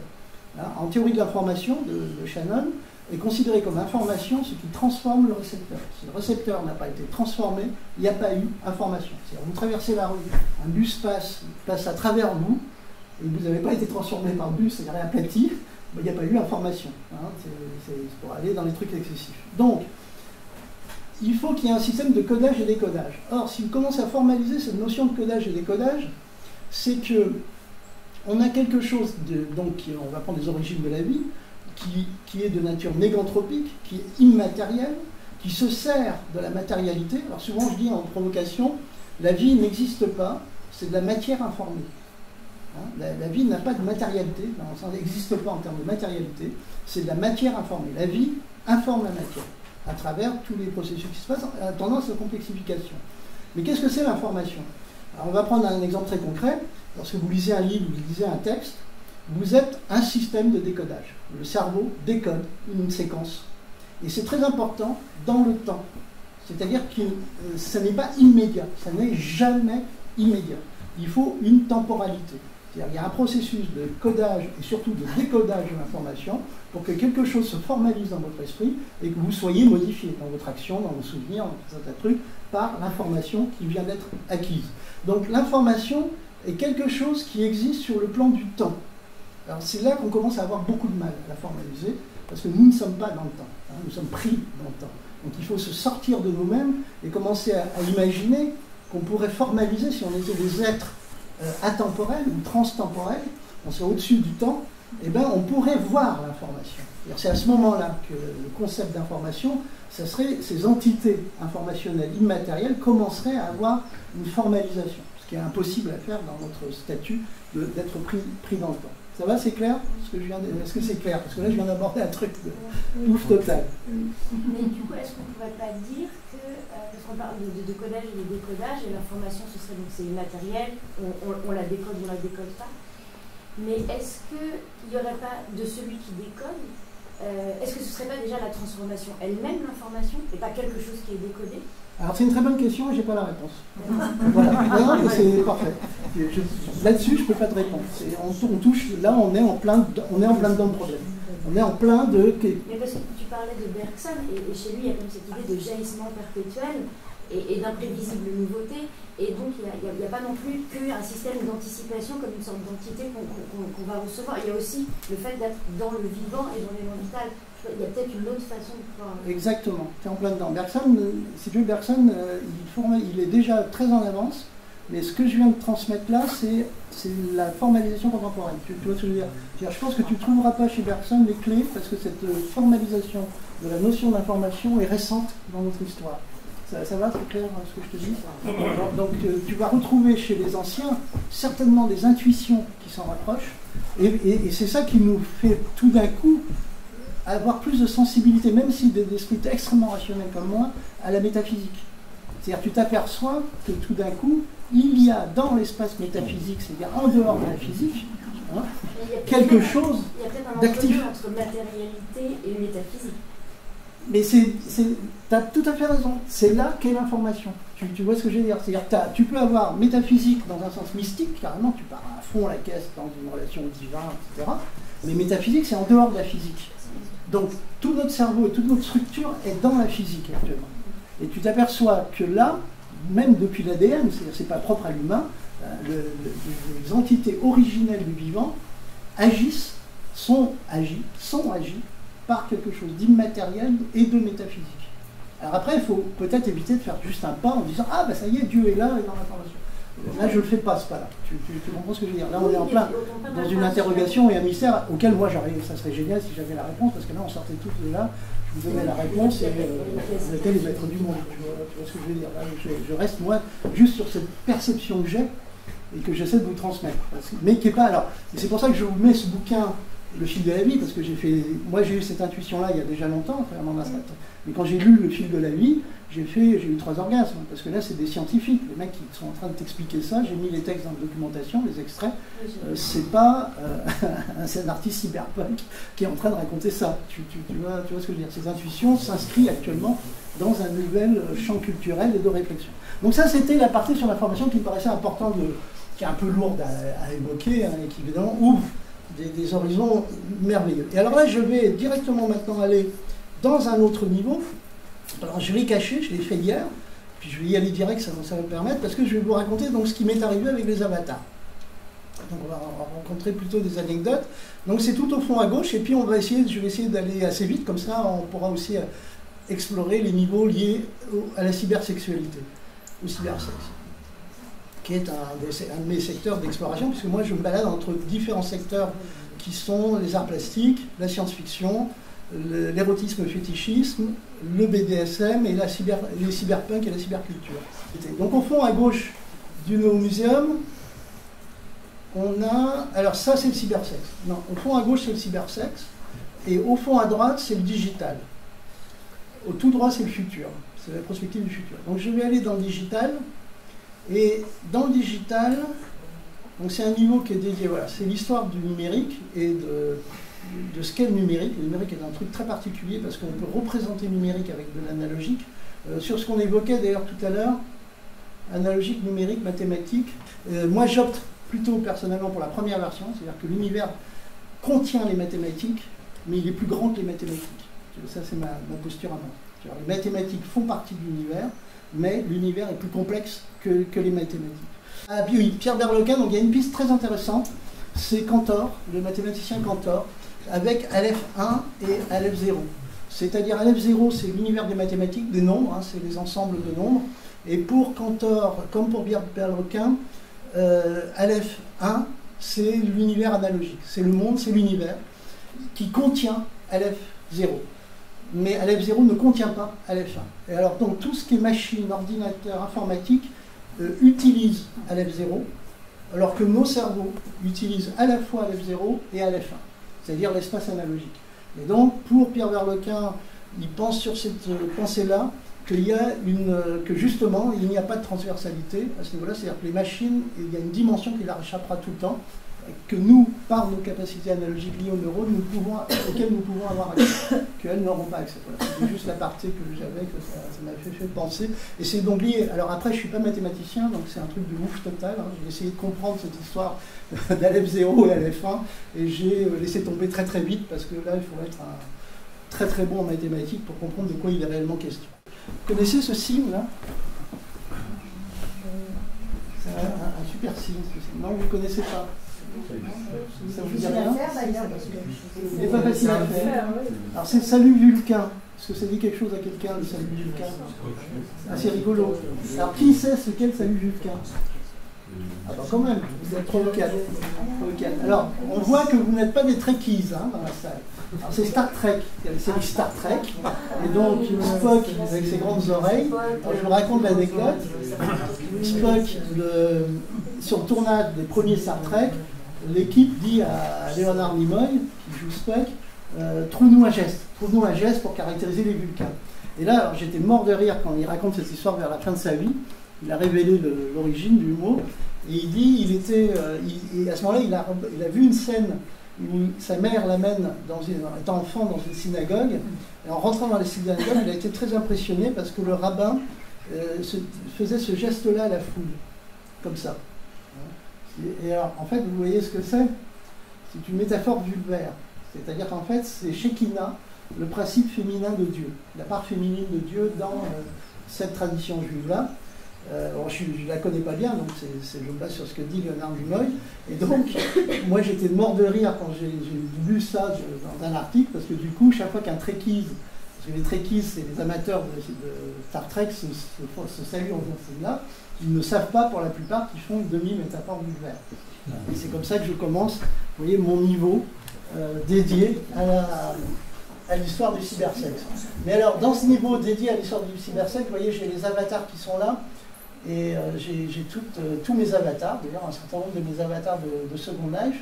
Je vais juste faire une tentative pour retourner dans le niveau que j'ai créé, parce qu'avec de la chance, d'une part, il est accessible avec un téléporteur ici.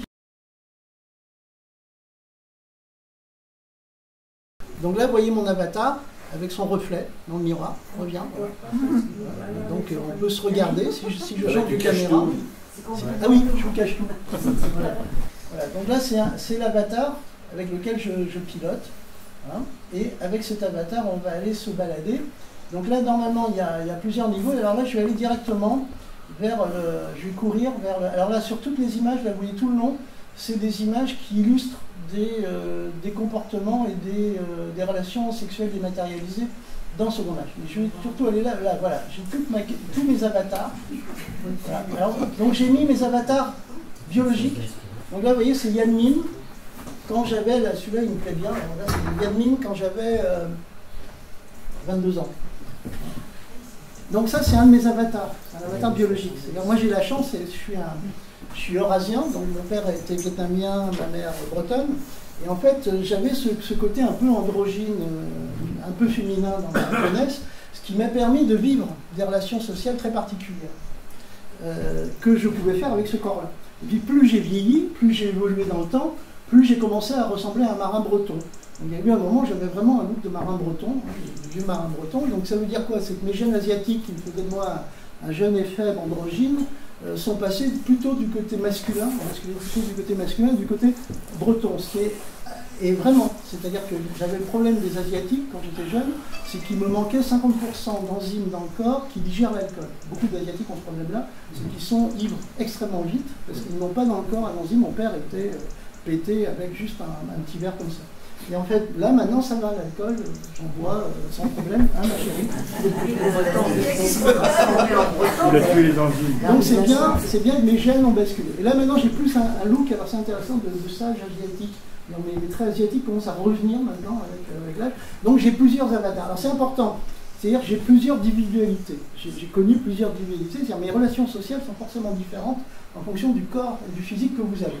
Et puis après, vous avez tous mes avatars. Ici, j'ai plein d'avatars. Hein, et donc là, par exemple, vous avez l'avatar avec les oreilles, une écomini. C'est-à-dire qu'en fait, c'est une furie. Alors, vous voyez cet avatar-là. J'allume les oreilles, mais elles sont cassées, alors elles font beaucoup de bruit. C'est un jouet japonais que m'a offert ma chérie. Est-ce que tu as une carte? Qu'est-ce que tu dis? Est-ce que tu as une carte? Ah non, tu laisses tomber. J'ai pas de carte supplémentaire. C'est ma chérie qui m'a offert ça il y a 6 ans. C'est un jouet japonais. C'est des oreilles qui mesurent, vous voyez, une électrode qui mesure mon activité cérébrale, et qui vont bouger en fonction de mon état d'esprit. C'est tout bête, hein, c'est que les neurones émettent une fréquence de 3 Hz en permanence dans le cerveau. Et lorsque vous rentrez en état de méditation, par exemple, ou en état de pensée intériorisée, cette basse fréquence de 3 Hz, c'est très légèrement modulé. Et donc c'est ce que détecte le système. Donc si je rentre en méditation, elles sont censées se coucher. Là, elles font un peu n'importe quoi. Elles font surtout beaucoup de bruit, ce qui me perturbe. Mais vous ne pouvez pas vous empêcher d'interpréter ce que font les oreilles. Il y a déjà un processus d'empathie, de projection. On n'a pas l'habitude d'analyser les mouvements des oreilles des gens, mais pourtant le cerveau ne peut pas s'empêcher. Donc en fonction de ce qu'elle bouge, vous allez plus ou moins interpréter les choses. Alors, je donne mes cours avec, et des fois les étudiants sont morts de rire parce que les oreilles sont en train de dire autre chose que ce que je suis en train de raconter. L'autre chose, c'est que c'est l'émergence de technologies dans le futur où nous allons envoyer vers nos interlocuteurs de plus en plus d'informations avec des systèmes sur nous, et on pourra savoir si votre interlocuteur va discuter avec lui à son rythme cardiaque qui vient d'accélérer ou pas, ou s'il est peut-être en train de mentir. Vous risquez d'avoir bientôt l'électroencéphalogramme complet de vos interlocuteurs qui permettra, alors après on apprendra à modifier notre pensée pour aller dans telle ou telle direction. Et alors, la troisième chose, c'est l'émergence dans le monde réel, vous voyez, de ce qu'on appelle les furies et les nécos. C'est-à-dire que c'est une des grandes communautés de Second Life, les furies et les nécos.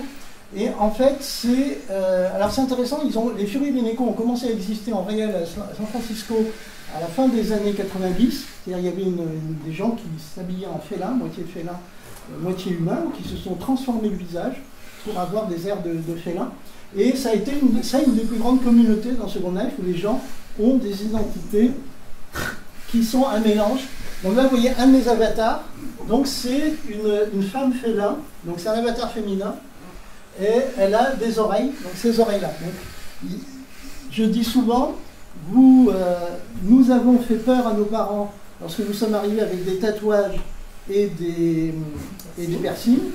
Vos enfants seront effrayés quand vos petits-enfants vont rentrer à la maison avec des greffes de fourrure sur le corps et des vraies oreilles implantées. On est parti pour.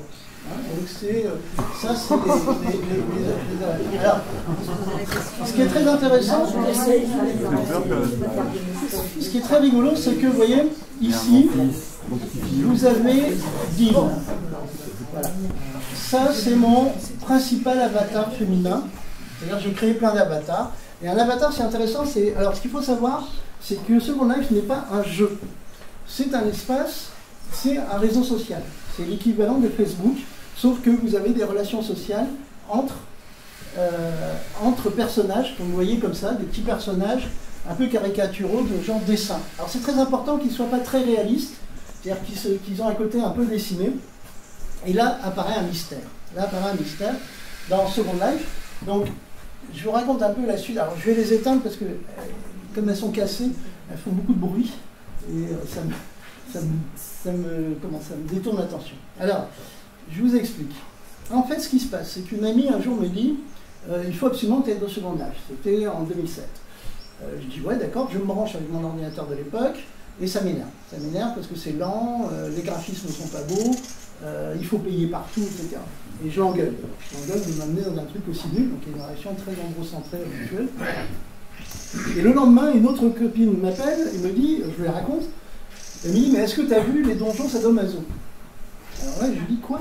Les donjons sadomaso dans Second Life. Alors là, pour moi, ça ne peut pas marcher. C'est-à-dire le sadomasochisme, le BDSM, c'est quelque chose qui se passe avec le corps dans le réel. Donc je ne vois pas le rapport entre un univers dématérialisé et le sadomasochisme. Donc elle dit, bah attends, je vais te montrer. Et là, je rentre dans Second Life, donc elle me fait visiter Second Life. Donc déjà, le concept est extraordinaire. C'est-à-dire qu'elle me fait visiter ce second live. Elle se connecte, moi je me connecte, et elle me fait une visite. Donc déjà, on est dans un processus de projection très étrange. On va visiter un autre lieu. Et là, on monte en altitude. Et alors, ce qu'il faut savoir, c'est que quand vous arrivez sur ce second live, bon, ça paraît normal, c'est assez moche. Les gens construisent des pseudo-maisons un peu partout qui sont souvent d'un goût douteux. Et bon, bah, pourquoi pas. Et en fait, il faut monter à 3000 mètres. Si vous montez à 3000 mètres, alors au début de son live, les avatars de base ne pouvaient pas avoir accès à plus de 3000 mètres. Et en fait, il fallait récupérer un script caché qui court-circuitait comment on va dire, les fonctions de base des avatars et qui permettait de dépasser la limite en altitude qui était imposée aux avatars. Alors, ce qui a amené des stratégies extraordinaires. Par exemple, Alain Brion, un ami illustrateur, comme c'est payant, quand vous commencez à construire quelque chose dans le live, ça devient payant. Et ce qu'il avait fait, c'est qu'il avait repéré en fait que les newbies, ce qu'on appelle les newbies, ne se connaissaient pas la limite des 3000 mètres. Donc, ils achetaient un terrain, et le truc, c'était de repérer un newbie et d'installer ses propres maisons au-dessus de 3000 mètres sur son terrain. Parce que là, vous ne payez rien, c'est exactement la même logique qu'un squatter. Vous n'avez pas besoin de payer pour avoir des polygones, donc pour avoir un espace. Et donc, il s'installait en très haute altitude. Alors évidemment, au bout de quelques mois, le newbie cesse d'être un newbie et il se rend compte qu'il n'a pas le compte de polygones. Et là, les potes lui disent, mais t'es pas... bah, regarde, il y a sûrement des squatteurs à plus de 3000 mètres. Et là, effectivement, il y avait juste à cocher sur un bouton pour virer tous les squatteurs. Donc ça, c'est des choses intéressantes parce qu'on a une culture spécifique qui émerge, qui est une métaphore de comportement dans le réel, mais qui émerge à l'intérieur du monde virtuel. Et en particulier, au-dessus de 3000 mètres, ce que les gens font, c'est qu'ils se construisent ce qu'on appelle des skybox, dont la vocation est d'avoir des pratiques sexuelles, de pratiquer de la sexualité dématérialisée. Et là, elle me fait visiter l'ensemble de ces lieux. Le principe de la sexualité dans ce monde live, c'est que vous avez c'est de la mise en scène, c'est-à-dire c'est comme des films, sauf que c'est vos avatars qui les jouent. C'est-à-dire que vous avez des dispositifs qui sont posés un peu partout, vous cliquez dessus, votre avatar du coup se met à mimer une action. Et donc si vous êtes à 2, 3, 4 avatars, on clique tous chacun sur le dispositif, et nos avatars vont se mettre à baiser ensemble ou à faire des pratiques X que vous pouvez mettre. C'est totalement pornographique. Hein, c'est archi-pornographique. C'est comme du porno, sauf que... C'est nous qui m'aimons. Alors justement, il y a une différence. Est-ce qu'on peut les appeler des cyberniqués? Pas mal, elle est bien. Cyberniqués. C'est une bonne idée. C'est une très bonne idée. Donc, oui, alors la différence avec un film porno, c'est qu'effectivement, dans un film porno, mais tu es distancié, tu vois. Alors que là, c'est ton avatar. C'est-à-dire que tu as déjà eu un phénomène de projection sur ton avatar. Et alors, il se produit exactement la même chose que je vous ai expliqué tout à l'heure avec la réalité virtuelle. C'est qu'en fait, pour une raison très mystérieuse, au moment où les avatars commencent à avoir des relations, c'est perçu par le subconscient comme une véritable relation. Et on ne sait pas pourquoi. Hein, la question. Alors moi, il y a des explications, mais elles ne sont pas encore validées rationnellement. Mais en gros, ce qui se passe, c'est qu'on pense que c'est les neurones miroirs qui se mettent à agir. Alors je vous donne un autre exemple pour vous faire comprendre le phénomène. Mon amie est à... Moi je suis au Canada, elle est à Paris, et on discute avec Skype. Et donc je vois son image dans Skype, et puis bisous, au revoir, à demain. Le lendemain, on est dans Second Life. Et il y a son avatar qui est là et mon avatar qui est là. Au moment de dire au revoir, Linda clique sur Hug. Et là, je vois son petit avatar se rapprocher du mien et l'enlacer et l'embrasser. Et là, je ressens une émotion beaucoup plus forte. Et tout d'un coup, je me suis plus ému par cette vision du petit avatar qui vient enlacer mon avatar. Et c'est terrifiant, il n'y a plus besoin de partenaire. C'est terrifiant. Non, c'est une bonne question. Très bonne réflexion. Justement, je ne suis pas en relation avec un robot. Je suis en relation avec ma chérie. Derrière l'avatar, c'est pas pareil. C'est un être humain. C'est un être humain. C'est technique, il n'y a pas de... Ben justement, alors... Non mais il n'y a pas de contact physique. Il faut le dire. Tu y es pas il n'y a pas de sens. C'est exactement le problème. C'est-à-dire la chose étrange. Il faut que tu la pratiques, parce que c'est comme un truc initiatique. Quand je le raconte, on se dit mais c'est pas possible. Sauf que quand tu le pratiques, tu te rends compte qu'il se passe quelque chose de bizarre. C'est ça qui m'a étonné. L'avatar a plus d'impact émotionnel que une relation vidéo à travers Skype. Pourquoi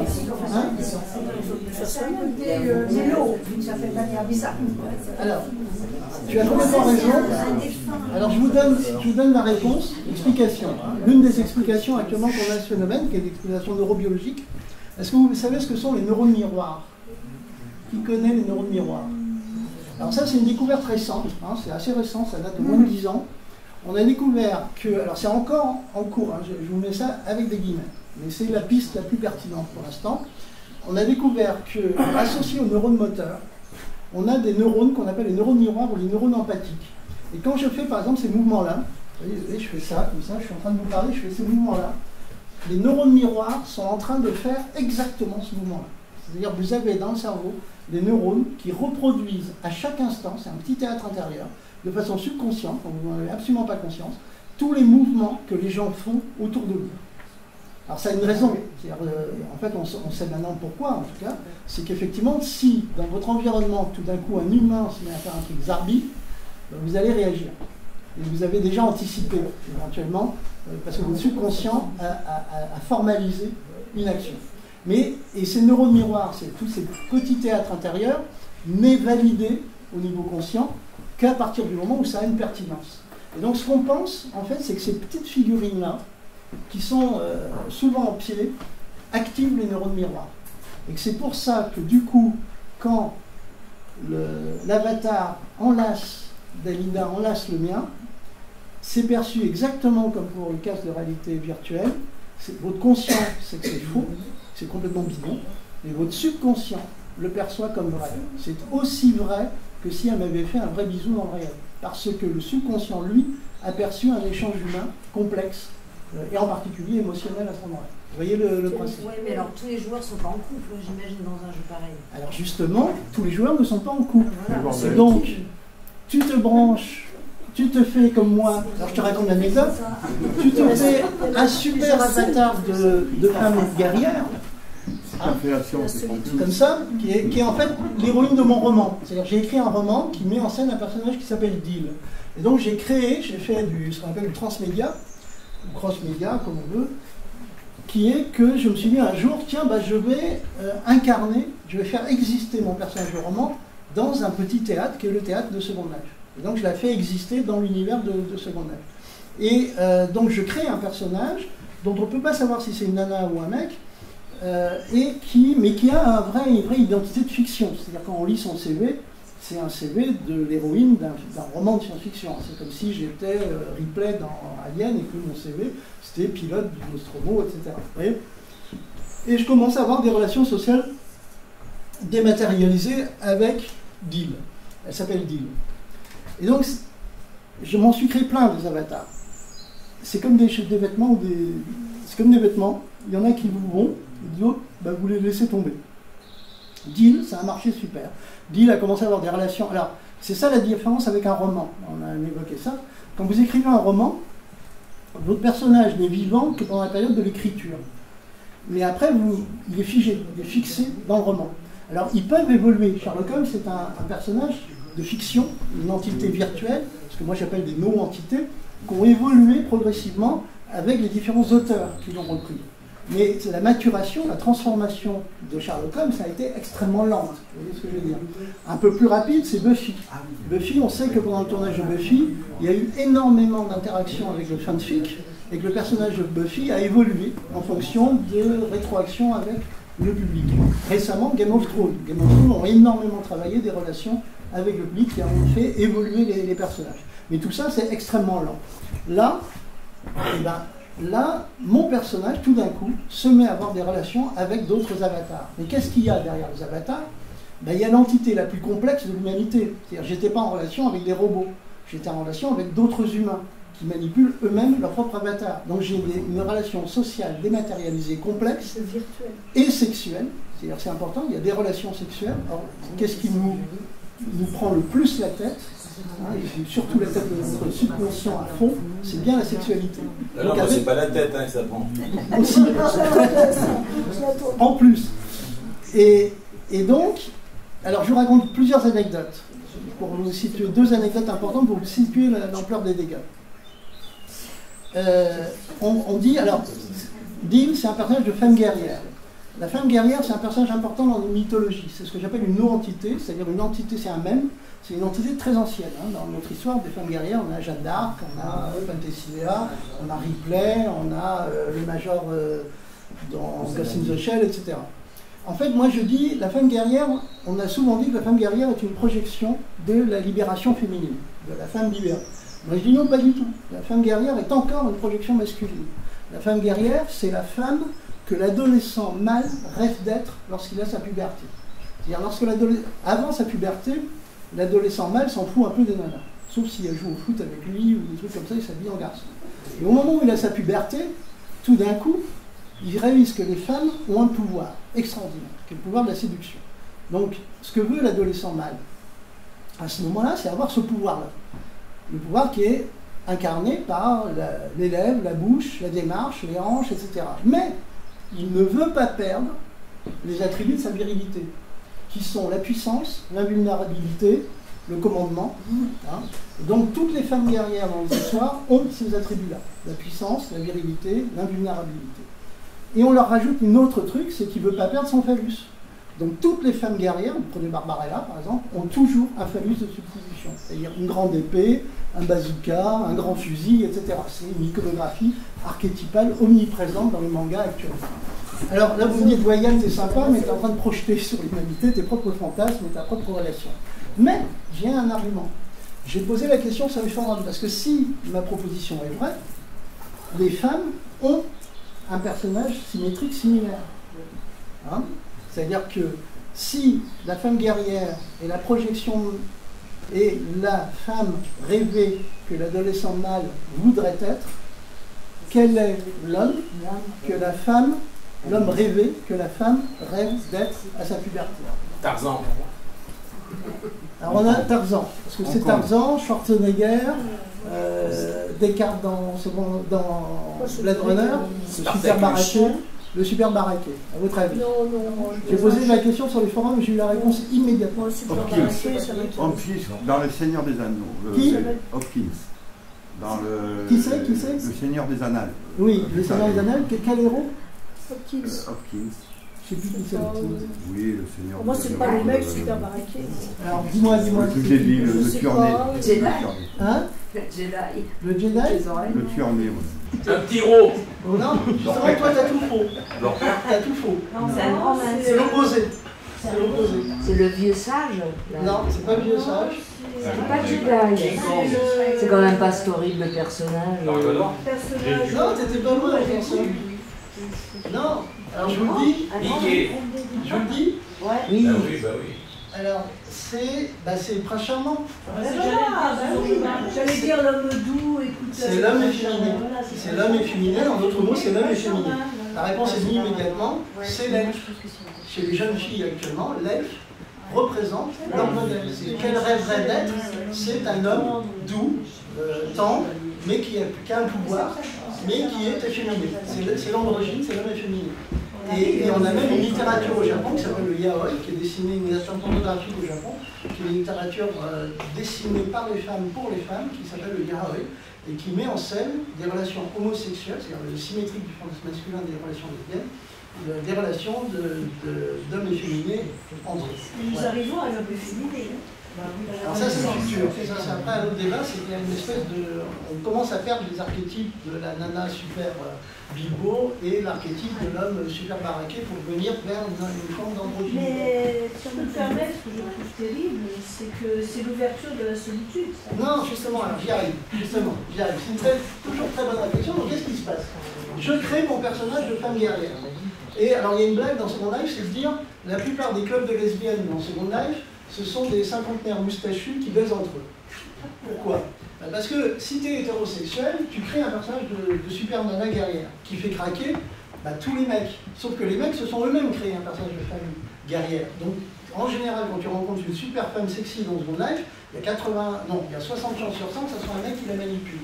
Donc du coup, les clubs de lesbiennes, ce sont des soixantenaires moustachus qui baisent entre eux à travers des avatars féminins. Alors, comme moi je suis bisexuel, j'ai eu des relations avec deal avec d'autres hommes. Alors, je vais vous raconter encore une autre anecdote très intéressante du processus qui se produit à ce moment-là. Je tombe sur un mec béton, c'est-à-dire intelligent, brillant, branché BDSM, bien éclatant, qui pensait que derrière lui, c'était une vraie nana. Et à un moment, il commence à m'expliquer le sens de la vie. Et je ne suis pas d'accord avec ce qu'il est en train de me dire. Donc du coup, je le contrarie. Je rentre en conflit avec lui et je lui dis non, mais je ne suis pas d'accord avec toi. Et là, je sens la tension monter grave. C'est-à-dire une espèce de tension très très forte. Et parce que d'habitude, entre mecs, on discute au bistrot du coin, si on le fait, on a l'habitude de s'engueuler très fort sur le sens de la vie. Et ça, c'est quelque chose. Et là, entre mecs, c'est une discussion de comptoir. Et là, je sentais que c'était un peu plus violent dans la relation. Il y a quelque chose qui allait pas. Et là, je me dis merde, c'est vrai, j'ai oublié, je suis une nana. Or, lui, il attend de ma part que je le valorise. C'est la maman. C'est-à-dire, si je le contredis sur le sens de la vie, je suis en plein conflit grave. Donc je me dis, mais quel est mon but? Mon but, c'est d'avoir une relation intéressante avec lui, c'est pas d'avoir raison sur le sens de la vie. Donc à ce moment-là, je lui dis, ah non, mais c'est vrai, t'as raison, j'adore tes idées, etc. Je change complètement de ce qui fait calmer la tension, mais à ce moment-là, j'ai un éclair, une fulgurance dans la tête, je me dis, merde, toutes les copines font ça avec moi. C'est-à-dire qu'en fait, la plupart des mecs, on attend de nos copines qu'elles nous valorisent. Et les nanas ont l'habitude que les mecs, quand ils commencent à rentrer en conflit, alors on m'arrêterait ou pas, et quand vous commencez à rentrer en conflit avec votre mec, ou les mecs que vous séduisez sur des choses fondamentales comme le sens de la vie, vous avez souvent des montées en tension très très fortes, parce que pour un mec, c'est une remise en question beaucoup plus forte. C'est-à-dire que c'est la maman, c'est qui doit te valoriser, et si elle commence à te dire, ouais non mais tu dis des conneries, c'est n'importe quoi, et ben tu le sens mal, tu vas le vivre beaucoup plus mal que si tu étais avec un mec. Et donc j'en ai parlé à pas mal de copines qui m'ont en tout cas confirmé qu'effectivement les nanas avaient tendance à passer un peu outre ce rapport, en tout cas sur le sens de la vie. Je n'aurais jamais pu m'en rendre compte, parce que je suis plutôt féministe, à part tropisme, si je n'avais pas vécu une relation dématérialisée à travers cet avatar. Après, pour le vivre en réel, il faudrait que je me transforme. Tu vois, et pour l'instant, c'est un peu galère d'être transformé à un point de tromper réellement ton interlocuteur. Alors, justement, pour répondre à ce que tu disais, ce qui va se passer avec ce moment-là, que je vais découvrir à ce moment-là, à travers toutes ces histoires, alors là, je ne vais t'en raconter que deux, je peux t'en raconter, mais une flopée, c'est que je commence à construire, si tu veux, je commence à avoir des relations sociales dématérialisées fortes. C'est-à-dire que ce n'est pas neutre. Ces relations-là ne sont pas si ludiques ou détachées que ça. Elles sont investies. Et surtout, je développe ce que j'appellerais à ce moment-là, ce que j'appelle l'individualité. C'est-à-dire, deal, petit à petit, à force, tous les jours, tu vis des relations dématérialisées avec tes avatars, qui sont dans un monde dématérialisé, complètement surréaliste, où on vole, tu vois, et où on peut avoir le corps qu'on veut, on peut être un dragon, un guerrier, etc. Et donc je vais vivre des relations dématérialisées pendant des mois, et des mois, et des mois. Et jusqu'à un moment où il y en arrive un truc de fou, c'est que je suis avec Deal, et je me rends compte que je suis distancié. C'est-à-dire les maîtres du donjon passent leur temps à t'expliquer qu'il ne faut jamais que tu confondes, et c'est ça la différence entre un jeu et son acte. Dans un jeu, tu ne dois jamais confondre ton personnage avec toi-même. C'est une peur qu'on a très très forte. Et le maître du donjon, dans les jeux de rôle, disent toujours, surtout ne confondez pas le guerrier machin avec ce qui vous êtes vraiment. Pourquoi? Parce qu'on a peur. On a peur tout d'un coup de ne plus faire, de ne pas maîtriser, de perdre notre discernement par rapport à la réalité, par rapport à nous-mêmes. C'est notre plus grand peur, c'est de perdre ce discernement-là. Ok? Mais moi, je suis un noonaute, je suis un explorateur des sphères d'information. Donc c'est notre rôle d'artiste d'aller là où les autres ne vont pas.